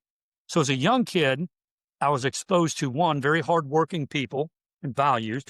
Secondly, is I grew up at a time in the 70s as a young kid to where Vietnam's still going on, but I don't know as a child that's going on. But you couldn't walk in any direction around the town and not pass a house that someone in the house had been in the Navy, the Army, the Marines, or something. They're older now, and they're my educators, or they're my high school coaches or something, but they were connected somewhere in the military. So there was a fluoride in the water that was an underpinning of that is something that's important in this community. And plus, it was my own father and our own family to do that. I had never been the kid. I was the smallest kid. I was the skinniest. I was always the kid that was like, hey, can you be on the football team? And it's like, I'd love to be. No, we need to be on the football team because if we don't have you in a uniform, we can't play today because we don't have enough players. Okay. So their why was never because you're the best at anything. Their why was we need you to be here so the game can go because we don't have enough kids in the school system to do whatever. And I was like, okay, I'll do that. I'll play here. I'll play. And I got really good at baseball and doing a lot of things. I like to say in my life, I have never been great at a single thing in my entire life. I've just tried to be good at everything I ever did. And good is a good enough on an episode, good aspiring to great every day when you just know that you're never going to get to great propels you constantly through your life. Before you get around the people, it's like, I'm great. And then you kind of find out really quick there's no substance to any of those people doing that, and I don't want to be there. So I go through that in school. The why. I was never the kid that picked on anybody. I was always the tiny kid that was too skinny to probably defend anybody that jumped in the middle of that and said, hey, get your hands off her. Or, hey, we don't do that here. Or, hey, whatever. And then I'm the kid that's getting smacked around the back corner on the basketball court. Like, I'll teach you to ever do that. So there was I understood what right looked like and what wrong looked like. I did. And I also understood what being in a position to help someone vice hurt someone looked like. And from a very young age, I knew I wanted to be that person. I didn't know what that person was. I just knew that's me. I want to be the defender. I want to be the person. I want to be, if I was a lawyer, I want to help people. I want to litigate. I want to join politics to actually help somebody or be the mayor of a town, right? Not for what everybody else wants. I truly wanted to help. And then you get in the Marines. And once you layer that, you then layer something else on top of that. And that's more of the why. But you saying, it just struck me. When I was 13 years old, my father passed away. My brothers and sisters were all very successful, and they left, and they were 9 and 10 years older than me, all the way up to 20. So I'm at home with mom. Mom's trying to figure out what she's going to do. They were married 40 some years, and dad unexpectedly dies, and we didn't have a lot of money. So I'm the man of the house with mom. And so the pain and anguish, I remember coming home one time and throwing some, I didn't come in during curfew when she said, do that. I didn't, I took my baseball uniform off and threw it on the floor to let mom wash it. I could have put it in there and washed it. I didn't know enough. But I went downstairs one day and saw my mom in tears over the washing machine. And she did not know I was standing there. And she was praying at that moment on why she was a bad mother and why my kids won't listen and why has life got to be so hard. And Lord, why did you take my husband away from me? And how am I going to make this? She had no idea. She didn't think I was home. Right. I never let that woman know I heard that conversation. I just snuck back out of the house. acted like I was never there.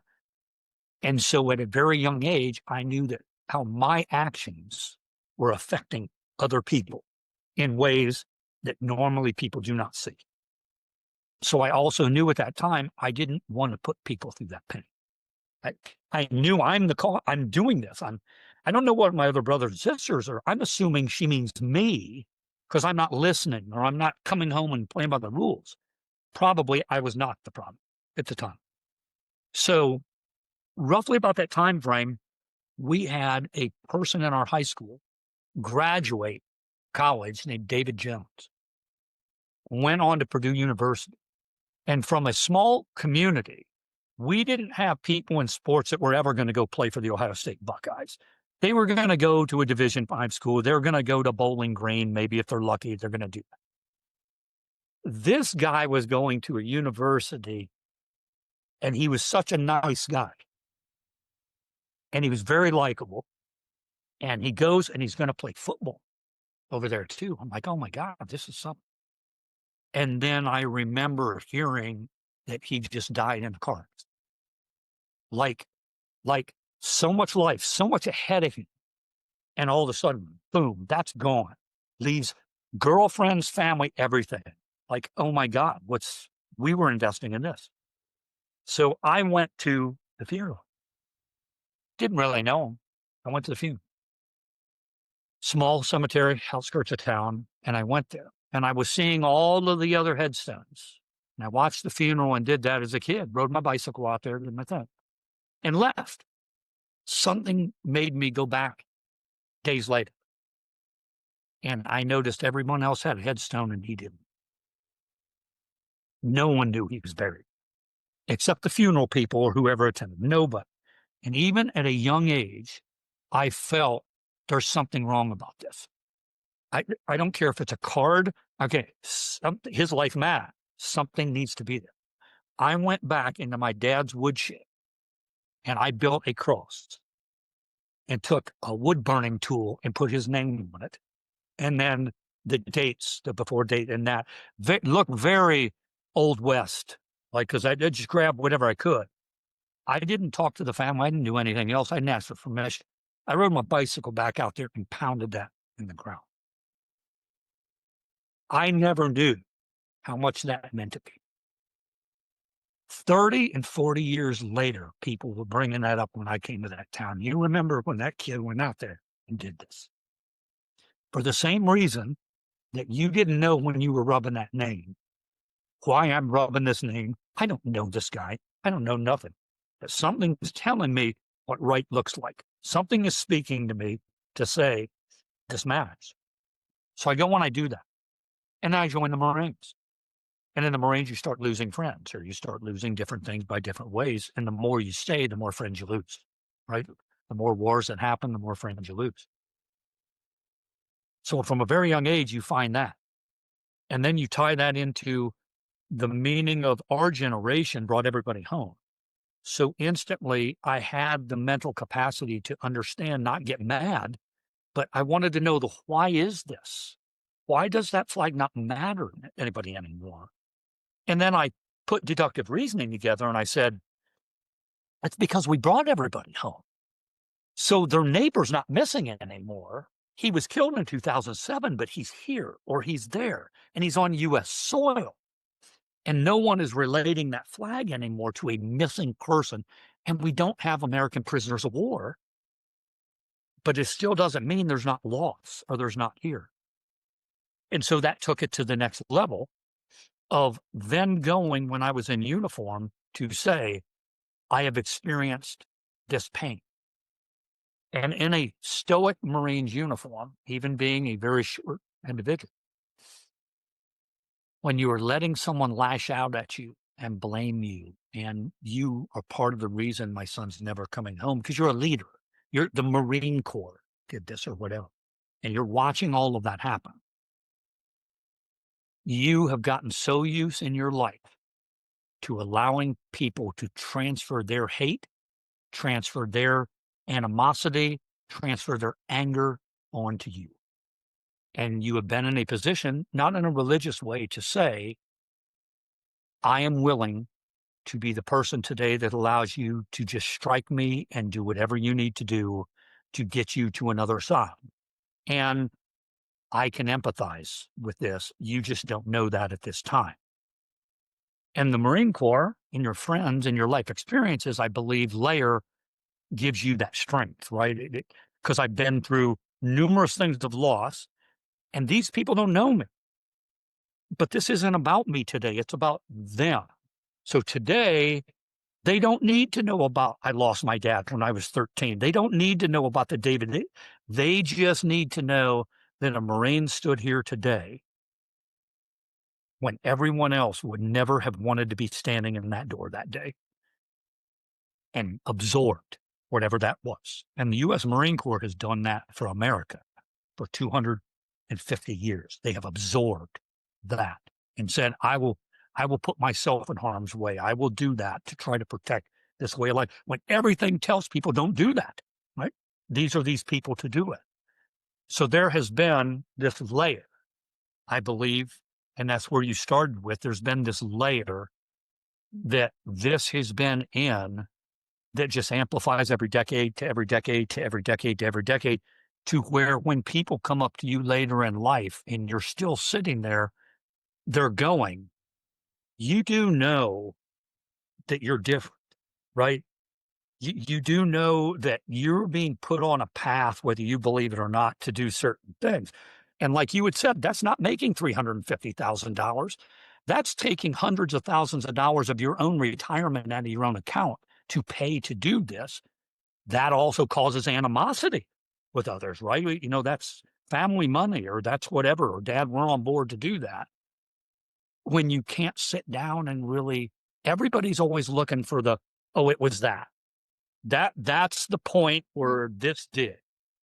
I happen to think that there were numerous points along the path, and then you layer those points on top of each other, and it just solidifies that purpose even more, that you figure out a way through the dark times to make that happen.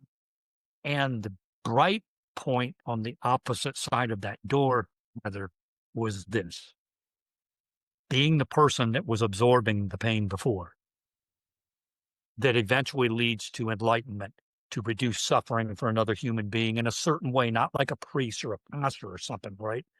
And having been a person that has inflicted pain on other people in war or anything else, do that. I found with MIAs, I found that this time when somebody knocks on somebody's door and says, I'm Staff Sergeant so-and-so from the United States Marine Corps, on behalf of the Department of Defense or whatever, we would like to be the person that informs you we just found your grandfather that's been missing in action after 81 years. They now see a Marine in uniform in a different way. That isn't me, because I believe it still needs to be somebody on active duty today, because that's the person that showed up 81 years later. Mm-hmm. So they relate the uniform to trauma and everything else. In order to fulfill a promise, I have told contractors and everything else, you do not have the right, even though you know you just recovered that, you do not have the right to tell that family you're the person that did that. You know you did it. You allow the U.S. government to fulfill that promise and send that kid to the door or whatever and say, we found him. Because it was their family on their deathbed that mothers made granddaughters promise to keep looking. It was those promises that grandsons made to grandfathers that on their deathbed that still look for Jimmy and get him home. And we've already paid for that funeral plot. You don't have to worry about that. We just want him here. Those are the conversations we're never privy to. But when you are a historian and a researcher and you read, you find out those conversations happen by the thousands in families, and you get to know the families. On Tarawa in 1943, of the 1,051 deaths on that island between 20 November and the 23rd of November, 76 hours later, American families celebrating Christmas Eve of 1943 on December 23rd and December 24th received thousands of telegrams that day that says tomorrow is Christmas, but today we're telling you your son is dead. And that was not one family, that was thousands. Because you look at the date on the telegram that says December 23rd and 24th from the War Department that says your son has been killed in action a month ago. And we're just now telling you this. And it wasn't anyone that came to their door, all the way up to we were soldiers once. It was still the same thing. Even in 2003, it was still that during the invasion in Iraq. It was still people learning secondhand, not from the government, that they're not, your son was just killed. And they're watching it on CNN or Fox News or whatever. So as a nation, we had not processed that system much farther from World War II on how we identified people. And then people walked all over Jacksonville, North Carolina, and went to other people's houses and consoled them. And they wouldn't answer their doors because they're watching the battle on the news. And the ticker across the bottom is saying, United States Marines taking heavy casualties in Nasiriyah, Iraq. I had not, at that point, Heather, spoken to my family for well over a month. All the communications are blacked out. We had one phone that was a satellite phone, and my rule in that unit was every single Marine that was junior to me gets a phone call before I do, because I am their leader. 40 guys here. You come back to the tent, let me know you got through to your family, give it to John, give it to him, give it to him. And the most beautiful thing I had ever seen was the night before we stepped off for the invasion. I had not slept in days planning that. Knock on the outside, whole entire platoon there handed me a phone and said, Gunny, we've all made our phone call. We want you to call home. Okay. And then you call home. The phone rings. And the phone rings.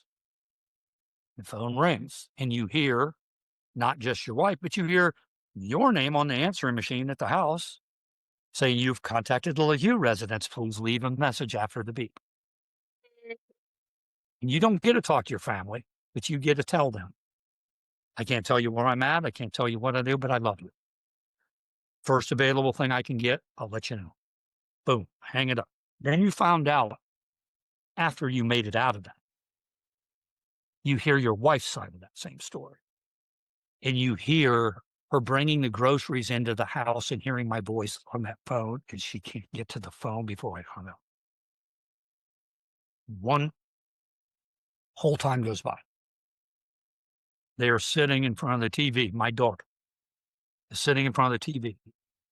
And the news ticker, my daughter yells at my wife and says, Mom, come quick. I think I know where Dad's at. And the news ticker has burning American vehicles and dead laying in the street. And it says U.S. Marines taking heavy casualties in Nasiriyah, Iraq. And how did my daughter know? Not because her dad was a Marine.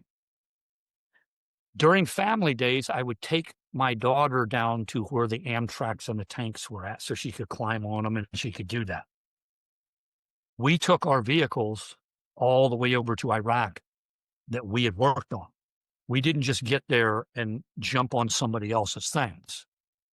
We had painted the markings on the side of the vehicle that we used in Iraq back in the United States. My daughter saw the same markings on those vehicles in that street that day and knew the tack marks that were on them. And so now for the next 3 or 4 weeks, every day they are learning 3 houses down, her husband was just killed. Mom, his brother was just killed. It's the same way that Hal Moore's wife walked around and they're learning from somebody that I just heard that Jimmy just got killed.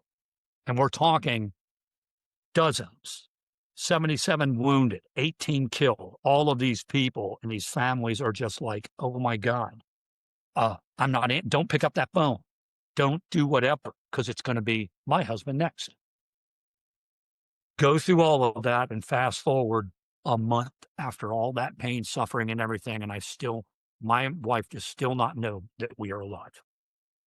And then roughly about August 17th, I had driven 44 miles across the desert because I had heard there was a unit that had replacement parts that we could use. So I grabbed another vehicle and I flew down to this unit that I knew was Marines that had just got in the country and had a base, and went down. And when I drove on that base, we had all lost 25 pounds, eyes sunk in the back of their head, had not eaten in days, whatever. It must have looked like to those guys, The Walking Dead coming through the gate. But they knew what was going on up there. And when I got there, there was a tent. They had a line of 100 people out. And I was like, what's in that tent? They're like, well, that's where people are going home at. And I'm like, I ain't got time to stand in that. And neither do these boys to do this. And I looked off to the side, and a guy that I knew was standing there. And he came up and gave me the biggest hug when I jumped off that. And he said, come with me.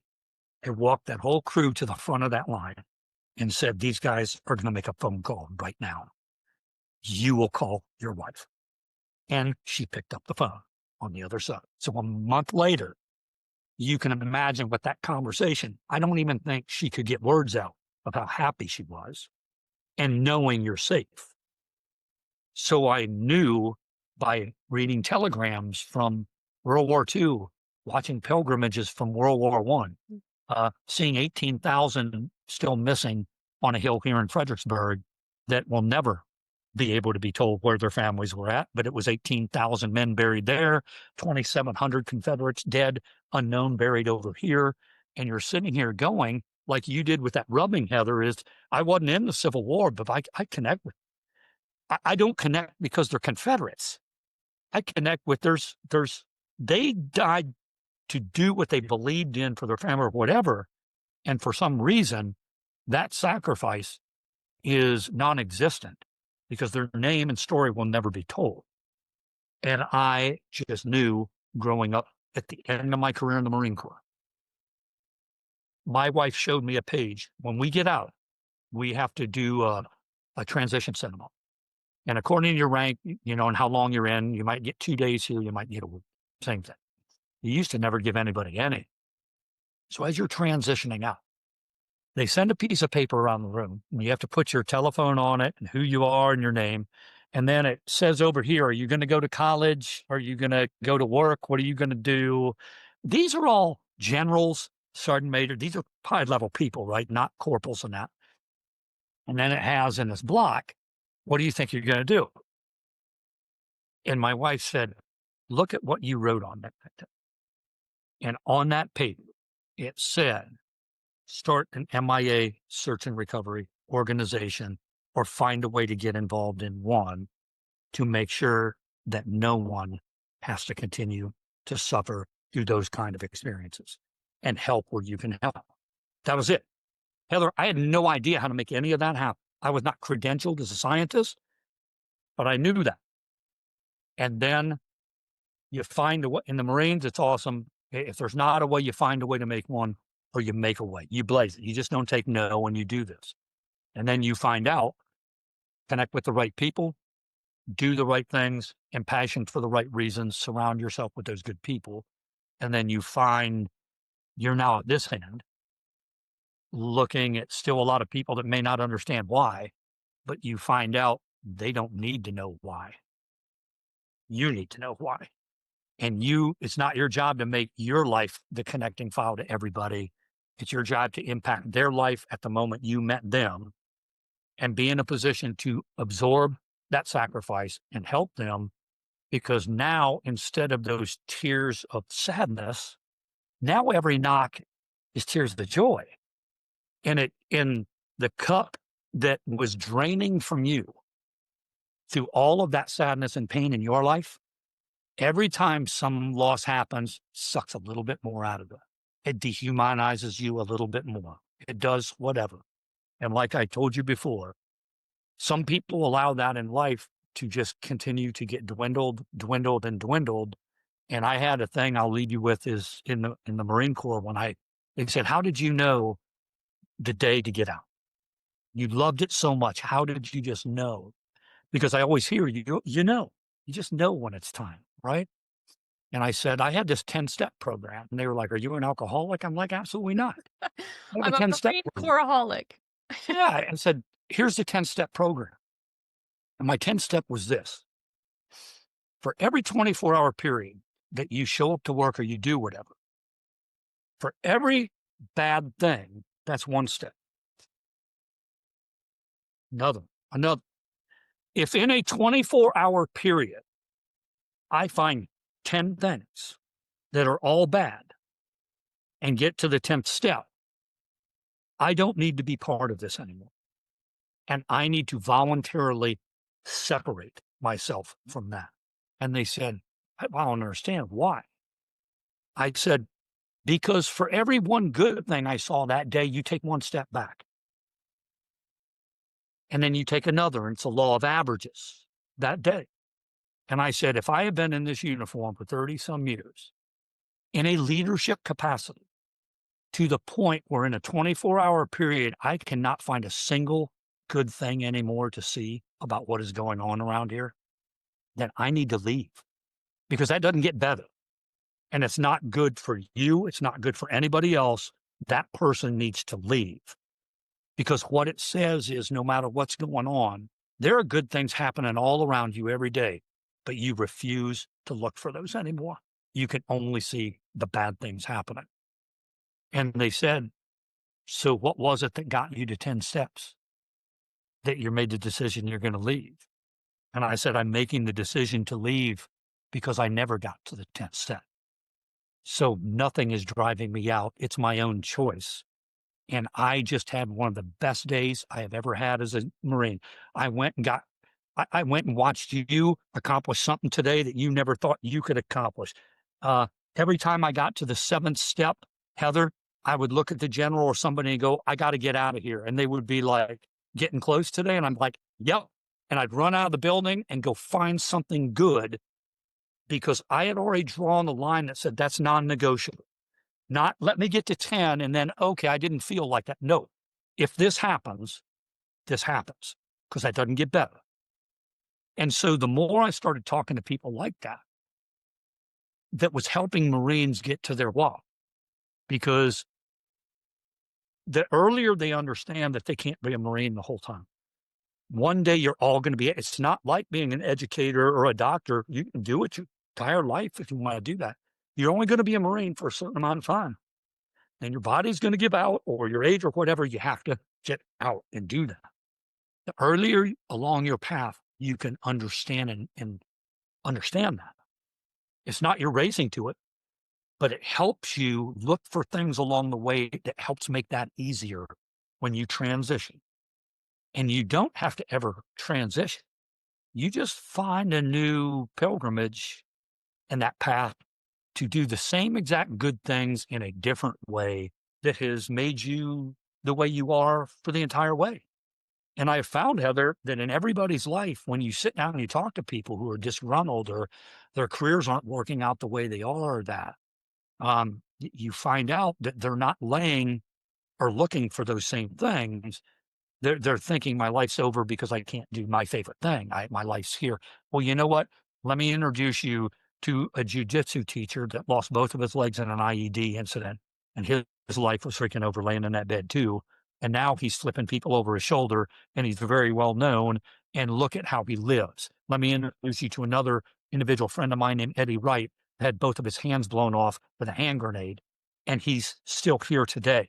And he's out motivating people and saying, you know, this is what I felt like when it happened. I looked down and I'm like, oh my God, how am I going to deal with that?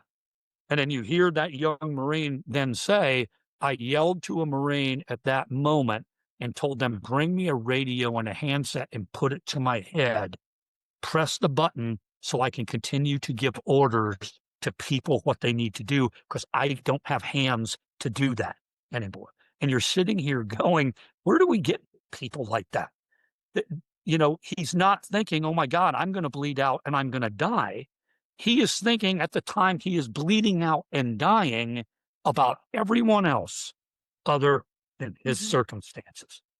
And my whole goal in life is to try to bottle that and get that to anybody that I can to drink from that same cup that's looking for that in their own life, to understand it's not because it's the military and you're in the education. So none of your principles apply to my world. Mine, no, you find out people's worlds aren't so very far apart from each other, regardless of what paths they take.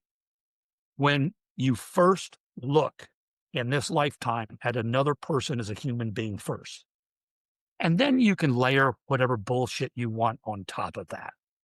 But when you break it down to the lowest common denominator, regardless if they're from Britain, France, Algeria, or something, and you understand that is a person. That may not be a person that I want to deal with because they're murdering people in Yemen or they're doing something else. I have somebody's kid one day that was somebody who did whatever, and I don't wish to be involved with those people that's over here. But when you actually take the mental thing to go, that is not a person, and it's a deep, no, they are a person. And we need to understand so that we don't become people like that. We need to understand why we have all of these tools to eradicate humanity. We need to still look for a reason today to not do that. We need to look for a reason today to not hate those people so much that we tell everybody here, regardless of who they are, we hate them so much, I want you to kill the entire village today. I don't care if it's women, children, anybody. Kill them all. And you're sitting here going, that's not who we are. Okay, I understand total war or whatever, but what is the reason we're here first? Why are we in this village today? Who are we looking for specifically in this village to do harm to today because they're doing these certain things?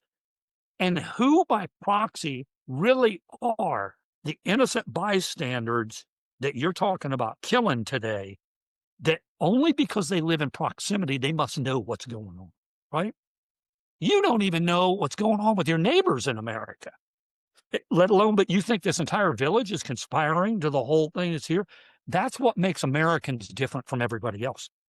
Because an American soldier and a Marine will go through all of that at a very young age and be in a position to make a very bad choice with a machine gun that day.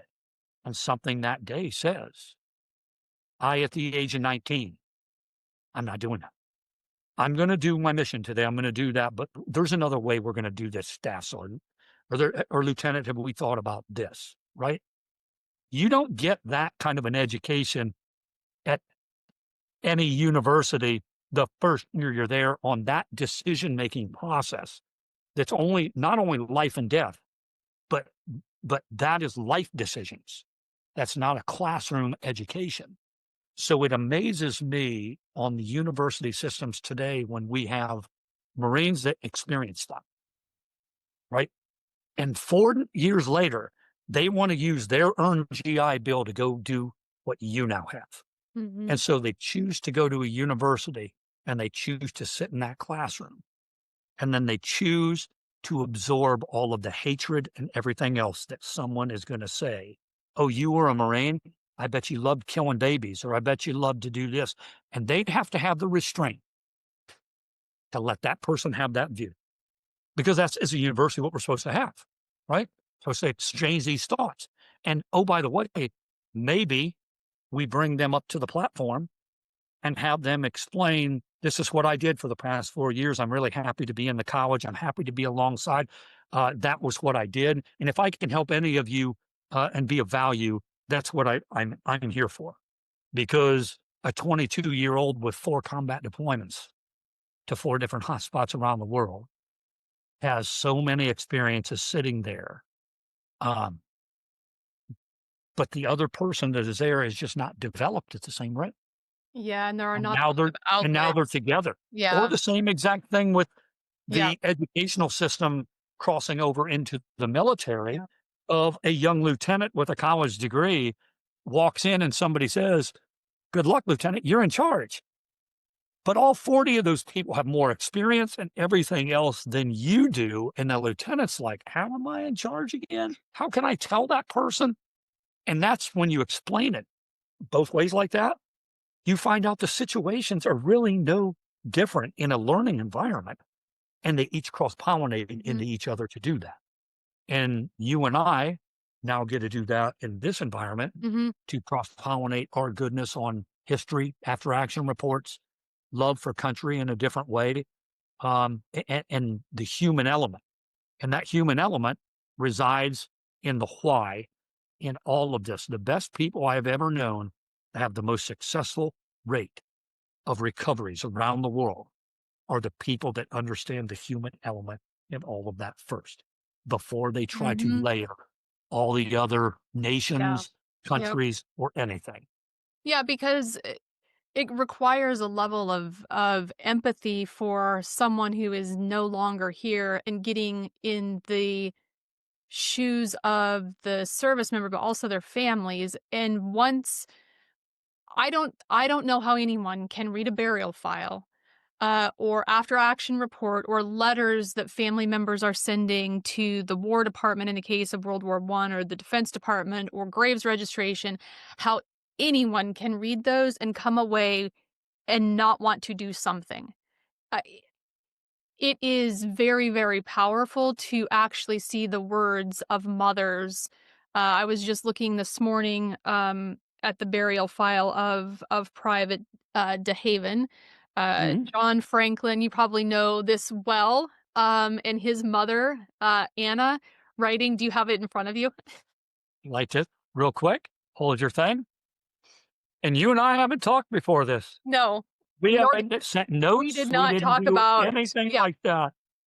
Missing in action, June 23rd, 1918.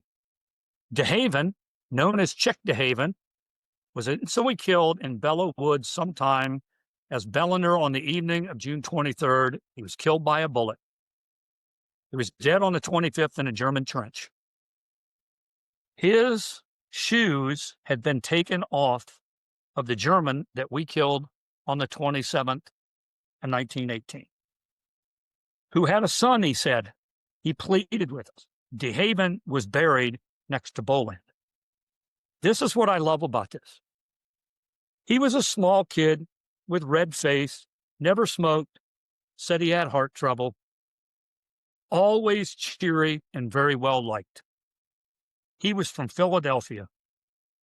That was from Private Sullivan, his friend, Company I, 5th Marines, taken on February 8, 1919, right? Like you had said, not on the battlefield that day or nothing, because they're doing what they're doing. This was after people are already trying to find out the circumstances to get DeHaven and Bolander identified, because they're missing. So people at that time are going to them, taking great records and after action reports saying, tell us what you remember so that we can lay this puzzle piece down. And the funny thing is, this puzzle piece, no one is alive that did this anymore. They were never able to accomplish what it was they was, but because they took the time to do this in 1919, people like you and I and a lot of other people still now take these shreds and we share them with each other, along with all of this, along with research in 2019 from Belleau Wood that's water damaged and everything else from walking around. All looking for DeHaven? That is just all looking for Bolander, DeHaven, and the other 5th Marine that are buried in those certain areas over the years. So ironic and very coincidental that you say, this is I got this case named DeHaven. And there's only one DeHaven. There's only one DeHaven. I mean, he was known as the baby of the unit. His friends said as much. His mother wrote on December 5th, maybe December 8th, I can't see, 1920. Dear Sir, in reply to your letter of December 1st asking for a chart of my son's dental work, I am sorry, but I cannot give any. I saw the dentist today and he has no record of it at all. It has been about 7 years since he had any work done, and that was just 2 large bottom teeth filled with silver. He never had no fractured bones before he enlisted. He had a scar on the front of his head in the hair where he was hit with a stone.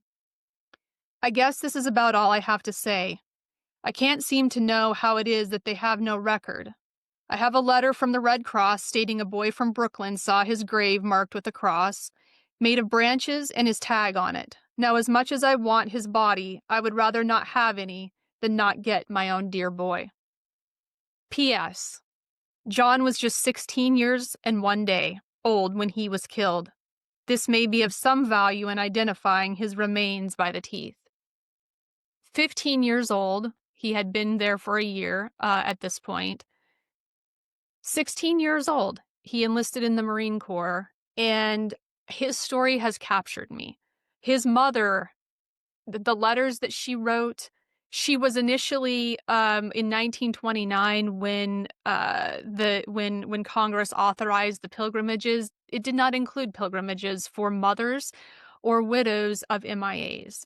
The thinking was there was no grave to go to, and she wrote and said, Mhm. "My son died just in the same way as every other son for this country, and I deserve the right to go on a pilgrimage." And she, along with a lot of other mothers, successfully argued that, and in 1930, they were then allowed to go.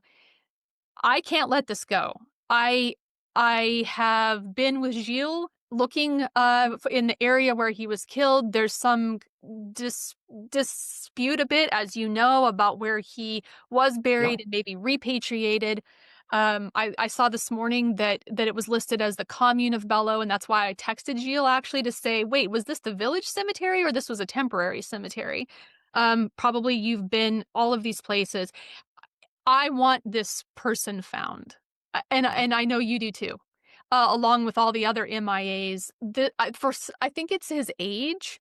I don't know. There's something about him that I can't let go. Ever since I heard his story several years ago, I've just been on it.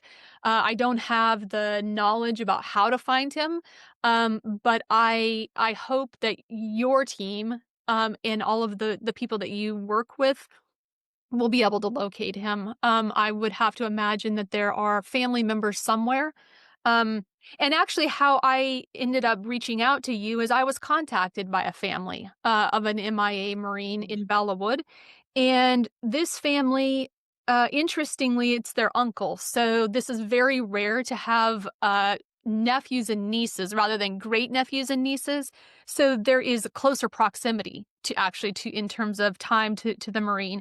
And I won't get too much into the story because it's for them to tell, but they have been wanting to go on a pilgrimage to retrace his steps, and maybe Right. somehow maybe they'll find him.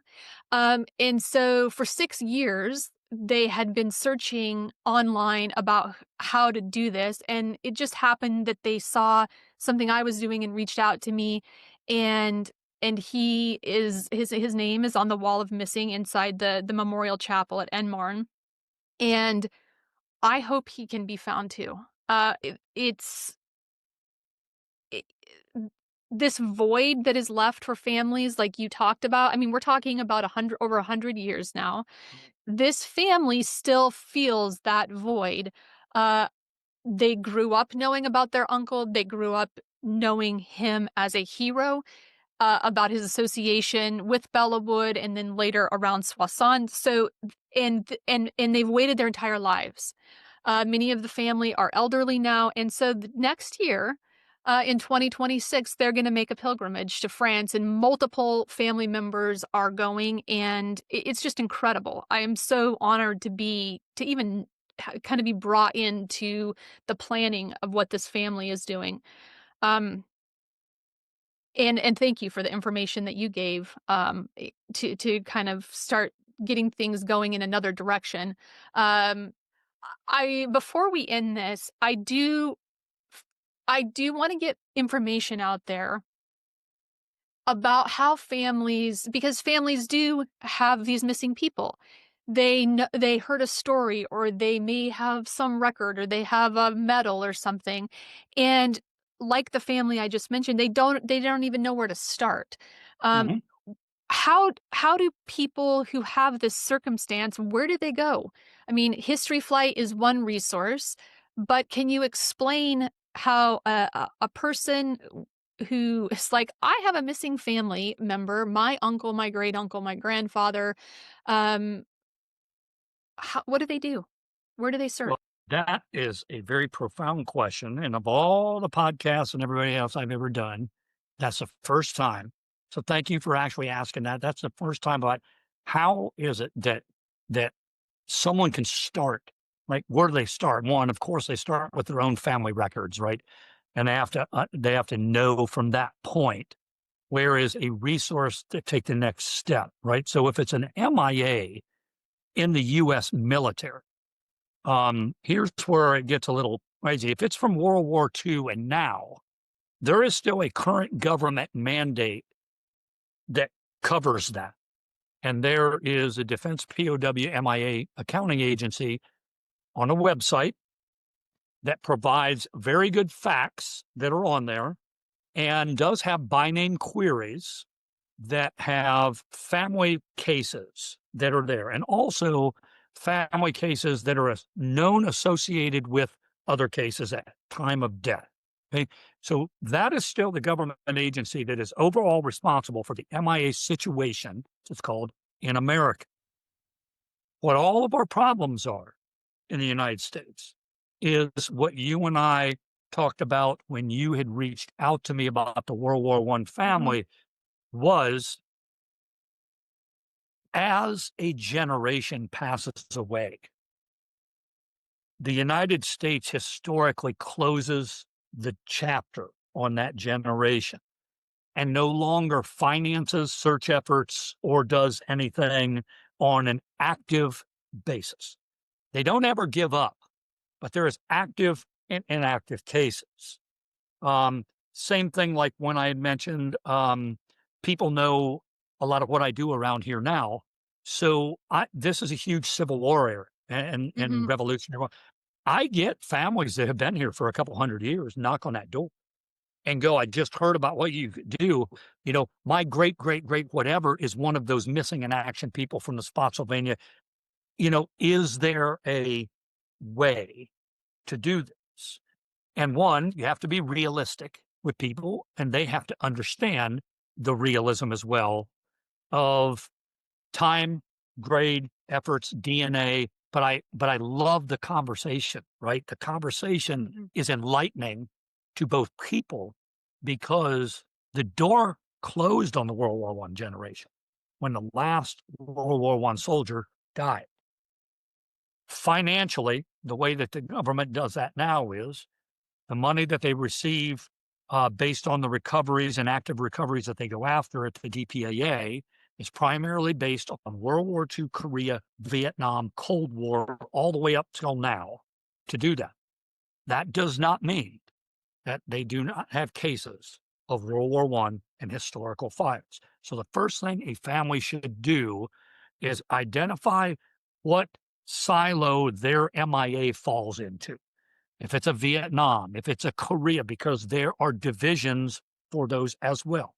But it starts with the Defense POW MIA accounting agency on finding out, is my family's case active or not active?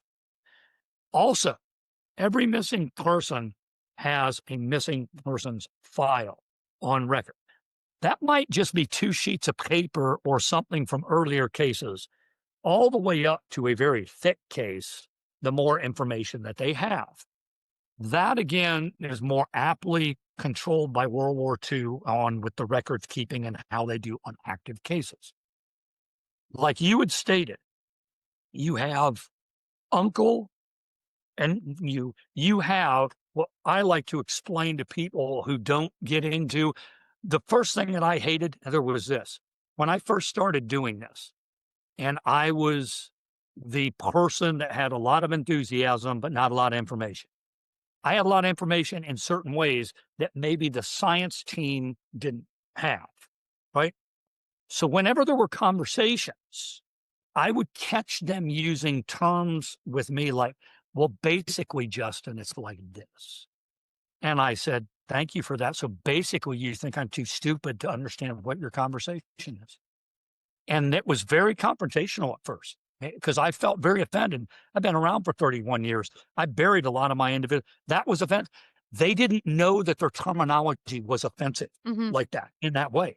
They were actually trying to spare me all of the medical terms and that to get to this is what we're dealing with here right now. It's not Mayan archaeology It's this kind of archaeology, right? So what I had done is I went to our senior scientist, who's well into his almost 80s. I went to the most junior scientist, who was just out of college. And I said, I never want to feel like that again. I want you to give me 2 books from your life. And I am going to consume and devour those 2 books because I don't have time to go to school for 8, 10, and 12 years like you did. I have to catch up on the bell curve right now. Then I went to the young girl who just got out of college, and I said, I want 2 books from your recommendation too, because I already knew those 2 books are going to be drastically different from those 2 individuals, just in life experiences. And I devoured those. I have a pretty good photographic memory that's been great over the years. I found after I did that, and I introduced myself back into the conversation, I kind of slid into the conversation using their terminology. And those conversations were no longer disrupted or interviewed. And again, you just fell in on the conversation. And I can understand that. I might not know the whole thing.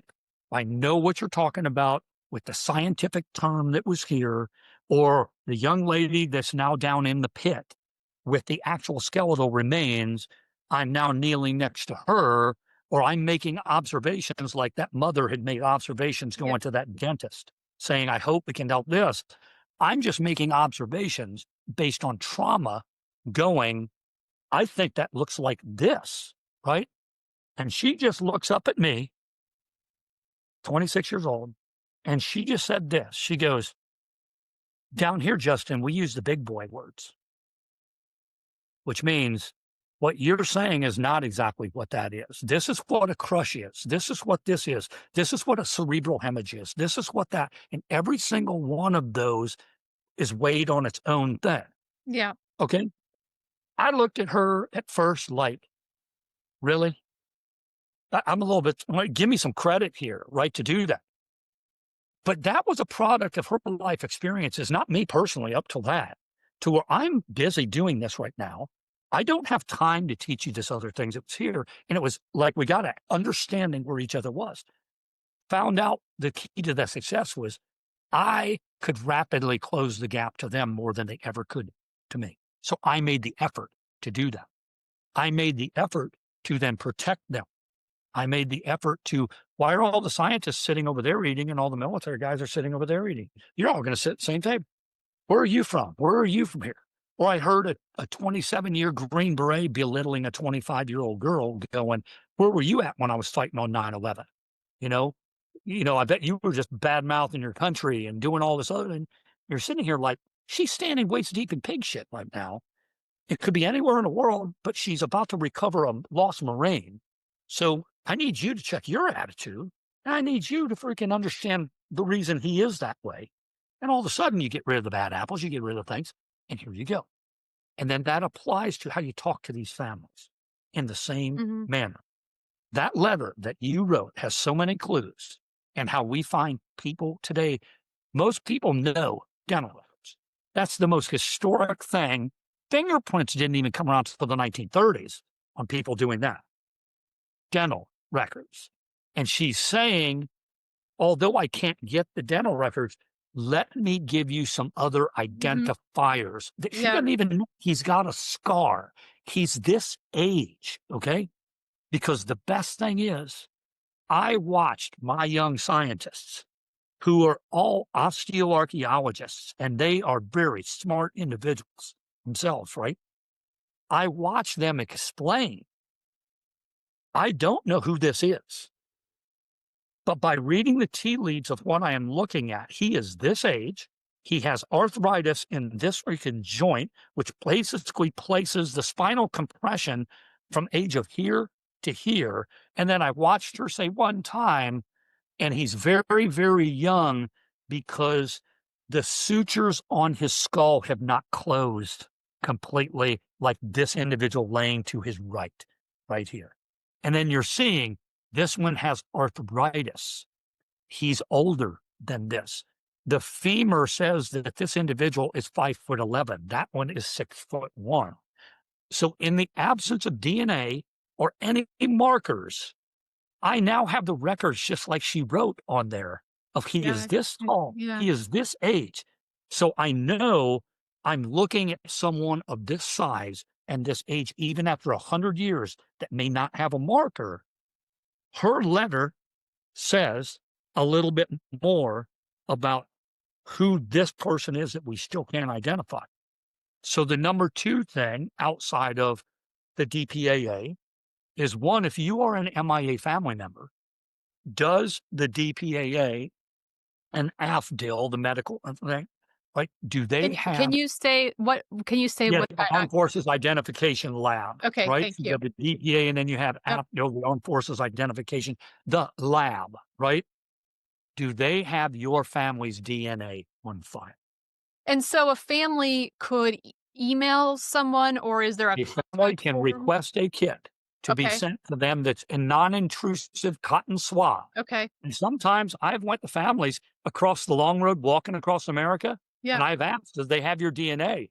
And I've come across a family like, "Yeah, no, they don't," and they're not gonna clone my freaking what, and I'm like, "It's not yeah, about that. yeah. It's not I could about." see that sentiment though, especially I grew up in Wyoming. This would be something someone from Wyoming would say. And so down on the thing, here's how I got to that person, Yeah, and I said exactly this. I can't explain what nuclear DNA and the science and everything else is. I can explain that to the T where people's jaw drops and goes, "Did you go to school for that?" No, it's important to me. So I've learned this. So when I'm out walking and I'm asking them, do they have your DNA? And I'm with a family that's like, I'm not too sure I want to give DNA to people or yeah. anything. Okay, look at DNA like a Christmas tree. The up and down trunk is mitochondrial DNA that is direct lineage descendants of that is son, husband, whatever, in your line that is right there, direct descendants. Where you had said here, we're talking uncles, cousins, everything else, right? The branches on the tree then start to separate farther and farther from the DNA markers from cousins, uncles, and other families that have now come together. Up and down, the farther you can go up and down on a tree, the more likelihood of a DNA match of the individual. So if Mhm. you are next generation people that are closer to the trunk of the tree, you may be the last generation that when you're done, that they have their markers to find this individual. Because I can't use the fifth cousin who's interested in forensics now all these years because that DNA had been watered down so much on the branches that you can only go so many generations away from the trunk to where you can actually use the DNA found to have enough markers to make a positive identification. Because just like she said in her letter, I want my son back. I don't just want a random person. I want my child back. And that's where those DNA markers start to spread out. That makes family questions. Did I get my son back or did I get someone else's? Because they were just generically close to each other. So the more that we put all these together, you keep it on the tree, you make sure they get a swab. They've identified themselves as a family with the DPAA, the Defense POW MIA Accounting Agency. Because here's the third thing that some families don't know. If they have a missing in action family member in their family, they rate a personal brief from the US government every year on updating their family's case. Is that from You any are that. era? At any era, or it's That's where it guaranteed World War II okay, to so now World War II forward, guaranteed. Any because they are family active cases. okay, Okay. and a family puts their how do they get on a list to get an update, or how does that They contact the DPAA, and I tell family members this. First of all, in your family, you need to know who is getting the brief. Because what I come yeah, across, Heather, is this. The family is getting a brief, but they don't know who in the family, and then that person is not yeah, I keeping can see that. everybody. Yeah. And I get a lot of those because as they now get interested in watching bones on TV and I get this and this, it lights a fire. And then all of a sudden they find out is why we haven't been getting those briefs. And then you find out, you're like, no, maybe you haven't been, but there is a person assigned in your family as a casualty person that is authorized to speak on behalf of your family. So you can request as a family member to find out the case file of your family. Is it in an active or an inactive status? Who is the person responsible? Because you will sometimes find out those people died. And in the estate, and didn't update. they never called to change over a family member. So it's not out of malice that they didn't want people to know. Sometimes it's just the absence of malice that I didn't know. So now you've called and you have found out this person is now responsible in your family. Sometimes you find this, Heather, the responsible person does not want to be the responsible person. I can see that too. They don't want to, they're 90 years old or they're 80. I don't want to do this. Okay, let's find somebody who does want to do it in your family. Contact the government and they will make them the responsible person legally of the case. Because it doesn't have to be the sister, the brother, the director. You want somebody who will want to do the work to do that, especially as family members are dying off. And then the thing is, we're talking about people that were in the military. Most people do not understand this. There is a certain level of privacy that you and I as citizens own. PII, everybody knows HIPAA, PII. There's a certain level of privacy that as a citizen of the United States, I own. There is a certain level of non-privacy because I was a U.S. Marine that I give away for the rest of my life because I am a public figure in the United States as a United States Marine, whether that was 4 years or 40 years. I received a paycheck from the government. Therefore, I gave up my dental, my things like that. My record goes on file. Now, everybody has a record that ever served in the military, all the way back to Civil War. They have pay records, the Revolution, all of it. Now, sometimes over the years, records have been destroyed in 1971 fires in St. Louis for the U.S. Army and things. And it's hard, but most people don't understand there are other places to piece those from to try to, and that's where the forensic genealogists and that come in, and forensic documentarians that can take burnt records and make the words come out like papyrus scrolls from that in the right hands. So I tell families, don't throw anything away. You don't ever be the judge of that waterlogged piece of paper. It can't, no. You preserve it as much you can, keep it on, take photographs or whatever. And then you go to the National Archives website, drop down screen, military records, file for military records here. Fill out the SF form. It's on there. And the best thing about today is, even though if they're understaffed, Heather, most of all of it is all digital now. You don't have to mail this in.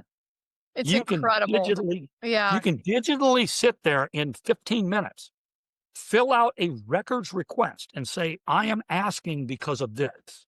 If you are a direct family member and that you are now talking about a deceased grandfather, primarily they will always defer to, if the person you're asking for is living, we would like you to get permission from that information, that person. Because a lot of times that person don't even have their own records after all those years, right?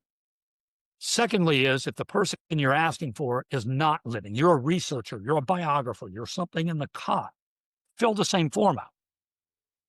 You will get different records on the same person. These are publicly released through FOIA instantly. Here you go. Here's 10 pages. Those 10 pages will help. They will say where that person was at in the military, what rank they were when they retired. You're not going to get the detailed things that a family member would get, because a family member can request my actual service record. The whole thing that I have a copy of, my grandson can eventually have that from the government, because it is a matter of public record when I pass away. I would give it to him if I'm alive. If I don't have it, here's how you get it to go to do that.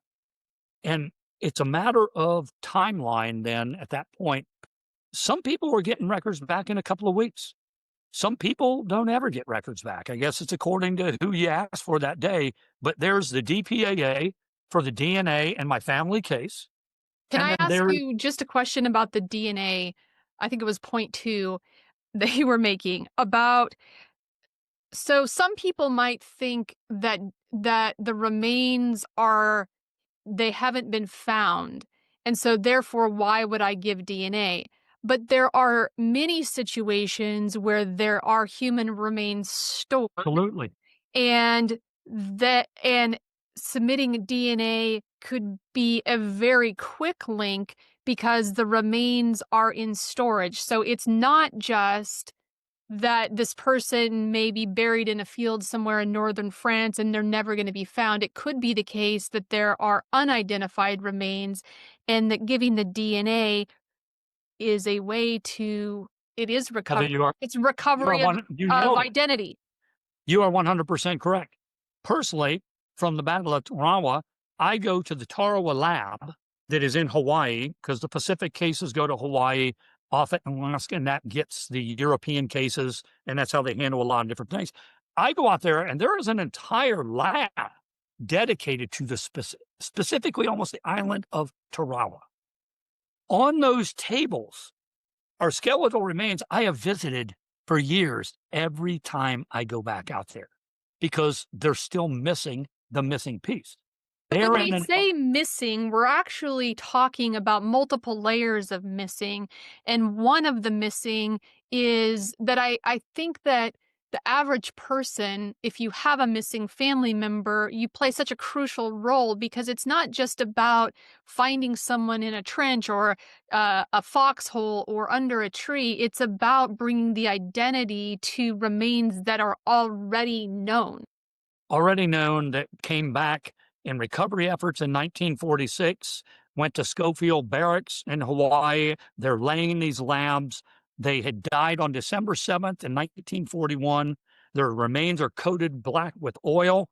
They were drug out of the harbor. They were taken to the cemetery of the Pacific in the Punch Bowl, and they were placed under a headstone in a beautiful cemetery that says, "Unknown, December 7th, 1941.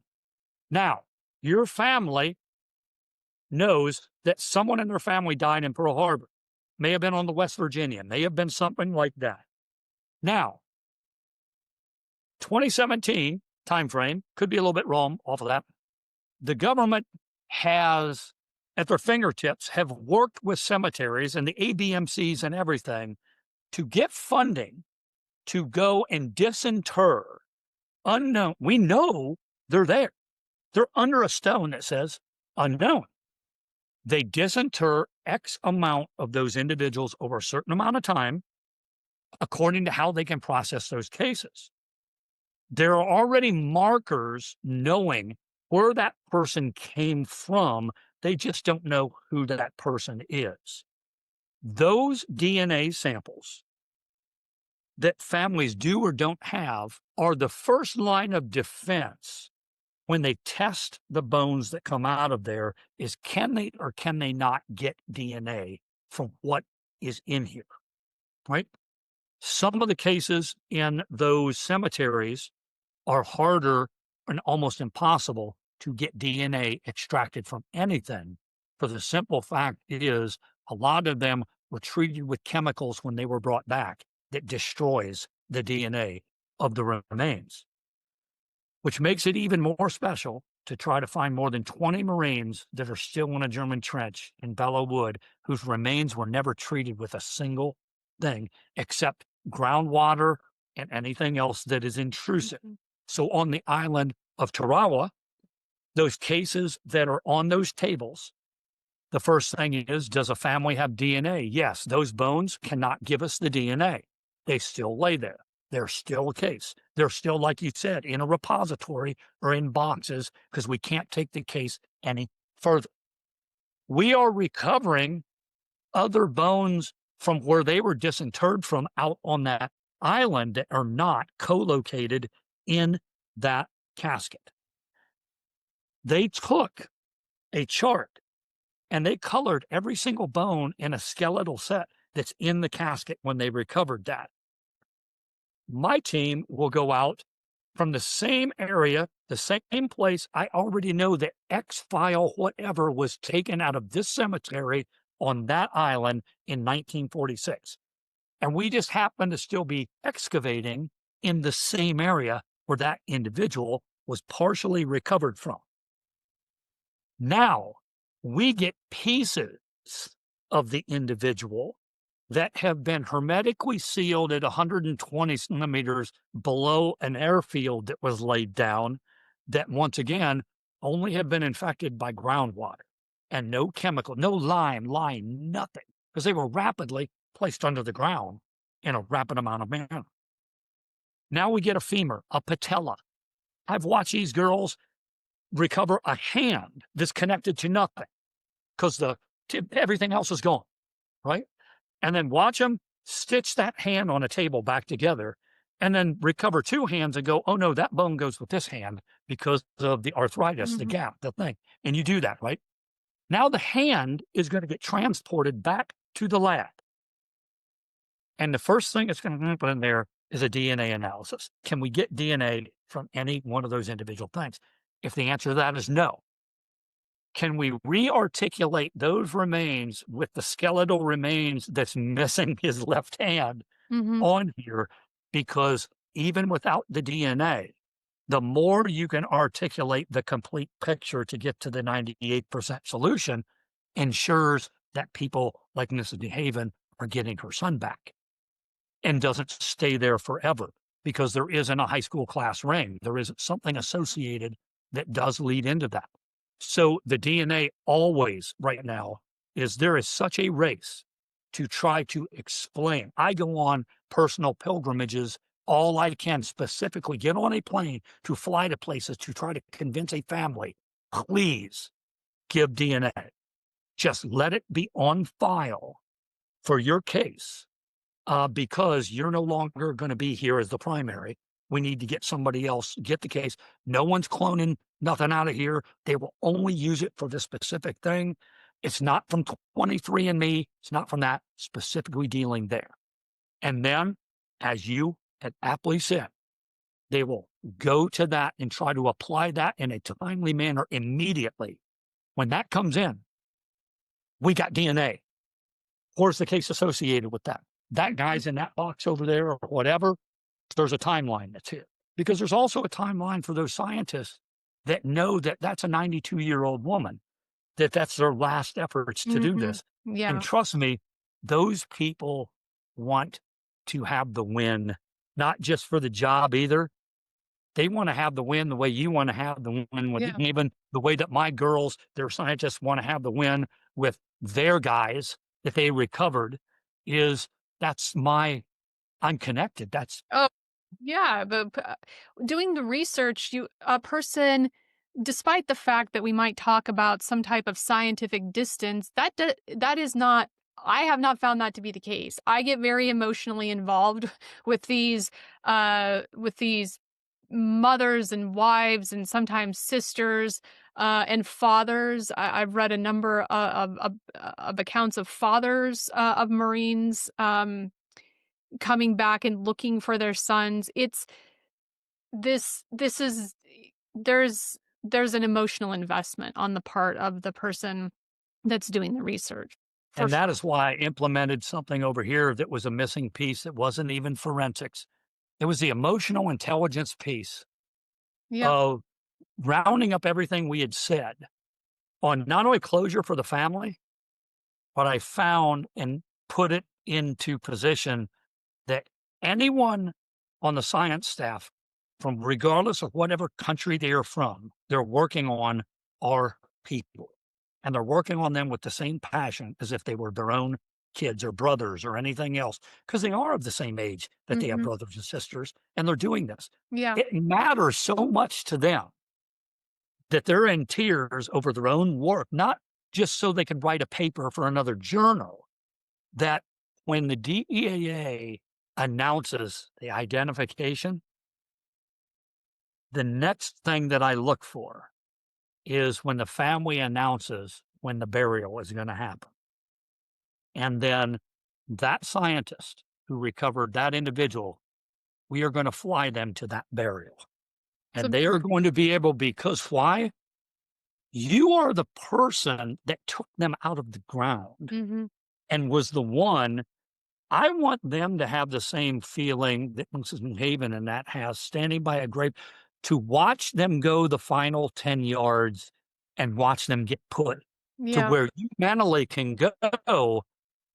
There is no way in my life when I turned over what I did to the government and they put it on a shelf and I don't know where it went. I can't answer for that, right? There is no way that now, if they do not see that dog tag that hangs off of that urn or something that matches the case file they were on, that matches, they get to see the record. They get to see all their work and their photos and go, that's what's in the casket, right? And then they get to see the thousands of people from a hometown line up on why that mattered. Mhm. And more importantly is, rather than still 6,000 miles away where you just put a bone in the pelican case and send it somewhere, they actually get to see why their work matters because Yeah, the they get to human see element. Yeah. the human element, not the scientific element that they're connected to. The human impact in some town in the middle of Iowa that is 800 people that will roll an old hearse out from the 1800s and load it on a horse trailer. And the school stop that day, and all the kids come out to the road and they all make a line out to the cemetery to do that. Like you said, after 80 or 90 or 100 years, because that's their son, that's them.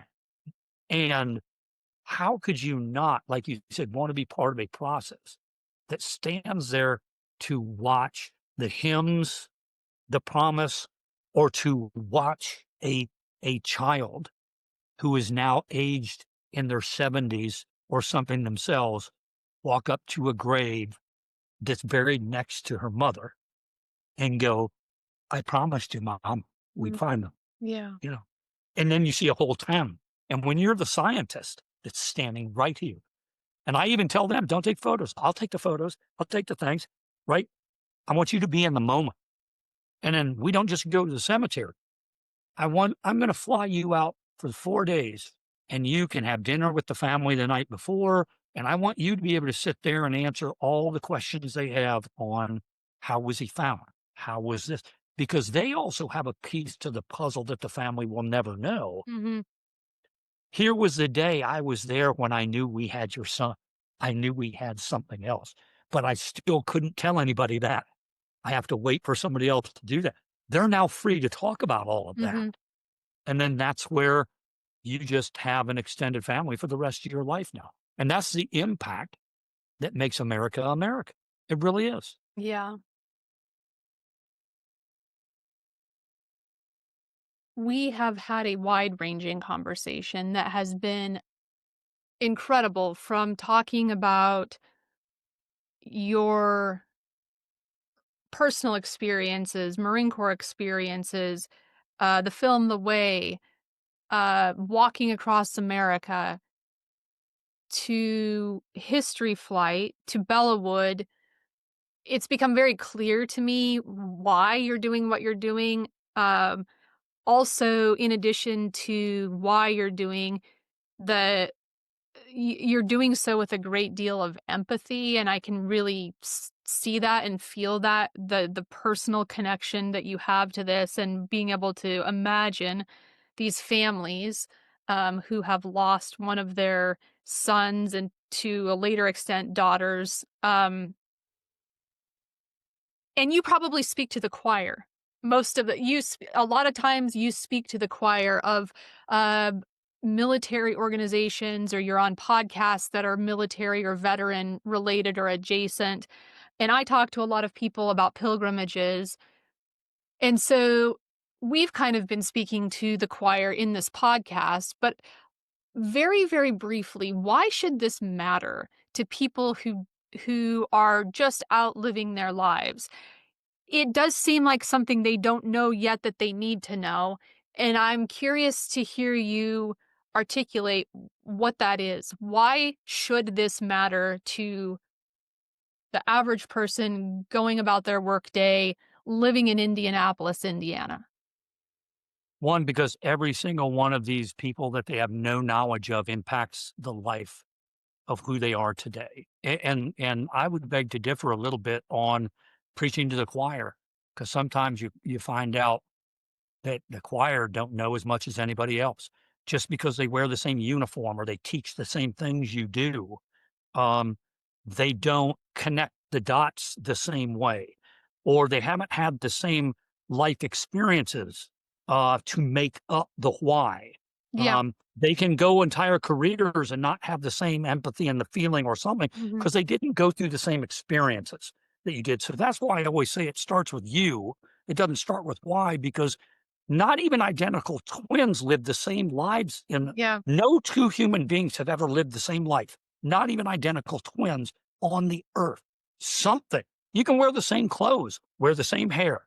There's something different that makes it that blueprint is different than this print over here. So I don't just preach to the choir in the military, because a lot of them are asking the same way. They're like, why Wish you don't were preaching to the choir then. I wish. why don't I feel, they'll say, like, Yeah. I wear the same Yeah. uniform and I don't feel the same way. What? And I feel bad that I don't feel the same way. But in a 2-minute conversation, you tell them what they're missing.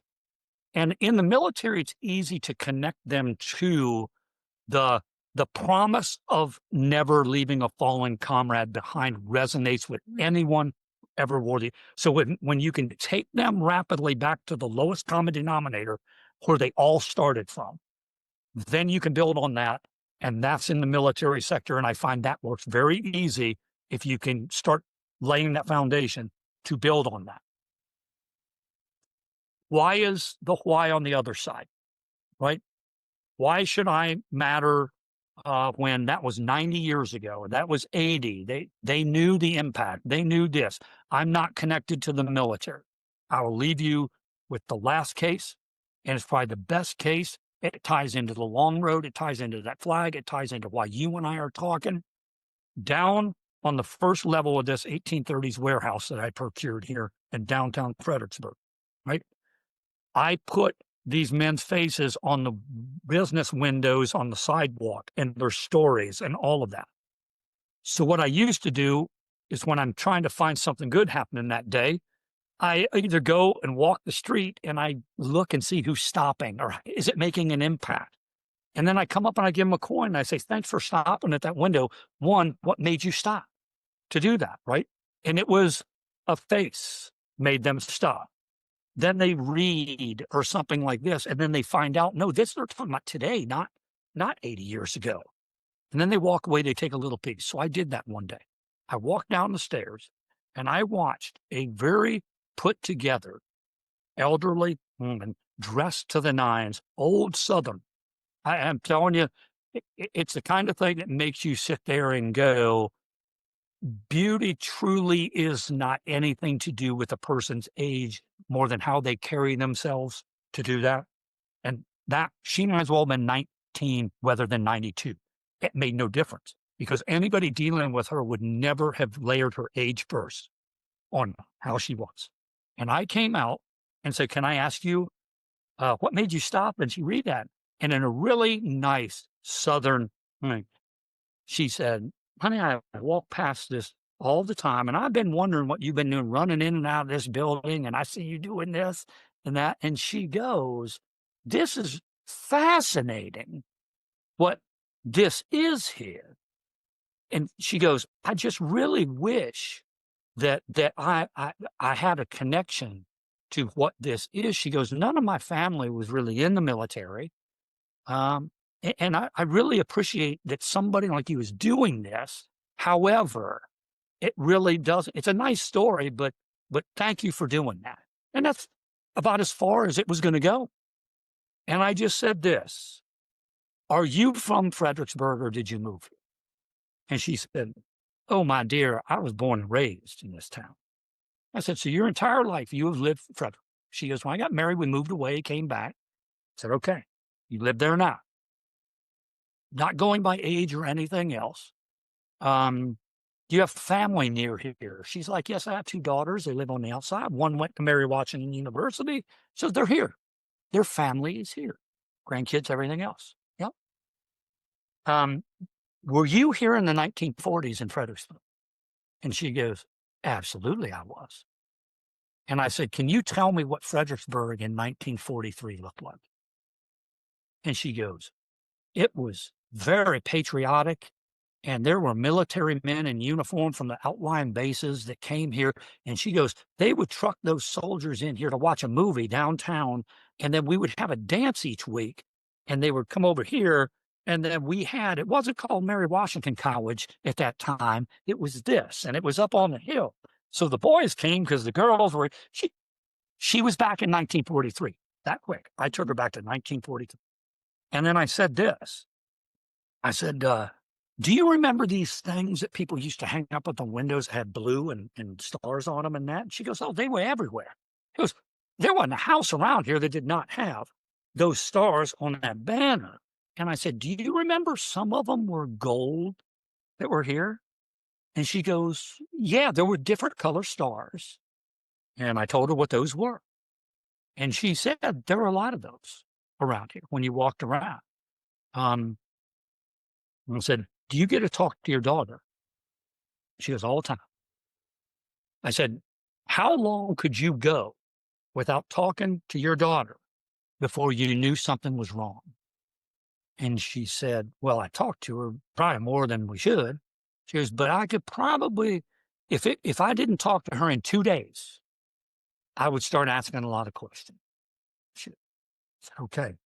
I said, now imagine you're in 1943 in town here, and you have a blue star in your window, and you were neighbors with all of those people. And you went to school with their daughters and those boys and everything else that was around there. And then I said, you started to watch the blue stars turn to gold, but you didn't know the reason why. But in 1945, I bet Fredericksburg had a really great parade when the war was over. And none of those boys that had those gold stars were in that parade, but the other ones were. I said, but more importantly was this. She goes, imagine being the mother that kissed her son goodbye and went off to war and was getting letters and was getting things like this and all of that. And all of a sudden that mail just stopped coming. And then when everybody else's sons came home, theirs never showed back up. And I said, can you imagine after 48 hours and not talking to your daughter? Not only are you now worried, can you now imagine the conversations you're reliving over and over in your head about trying to figure out where she's at? And then you wake up the next day, and the next day, and you don't get any answers for the rest of your life on what happened to your daughter. How would that make you feel? And she said, my God, I would want to die. She said, I do not know how I could go on living with that. She goes, of that not knowing of what happened to my girl. And I said, I have a telegram here I would like you to read on Christmas Eve in 1943. And I said, that happened to thousands of families lived all around this area in America. And she goes, that's why this matters. And that was the connecting file. That was just me and you in about 7 minutes right there. That was the connecting file. That's a conversation every day to where that woman opened up and made a substantial donation that makes your jaw hit the deck. And she just lived about 5 rows down. She's long passed on around here to do that. But you could tell that was a person who at the time did not associate how this makes a difference or why this matters, because they could not connect the files. And once the light bulb went on, and I found the light bulb is telling a story that resonates with somebody that doesn't try to make them believe your story. It's more of an investment in understanding their story and how they don't understand how those stories actually intersect with each other. And then boom, the awakening happens. And I found the awakening happens for families in the Netherlands who have adopted graves in national cemeteries that never knew those soldiers whatsoever. Yeah. but they are family members of the American family members because that's the grave. And they tend to that grave because the Americans can't, because those were the boys that gave our life. That's why we have Normandy reunions all the time. That's why the pilgrimages to Belleau would happen, because it is showing the respect to those that came before. And as a Marine, it's then standing there in that same uniform going, I'm going to make sure nobody forgets about your sacrifice. And if I do it the right way, this is what I firmly believe. Now they're converting them all, right? If I do it the right way, then one day when I'm no longer here to tell my family story or anything else, if I do it the right way, then somebody's going to tell mine. And they're going to say, what he did mattered.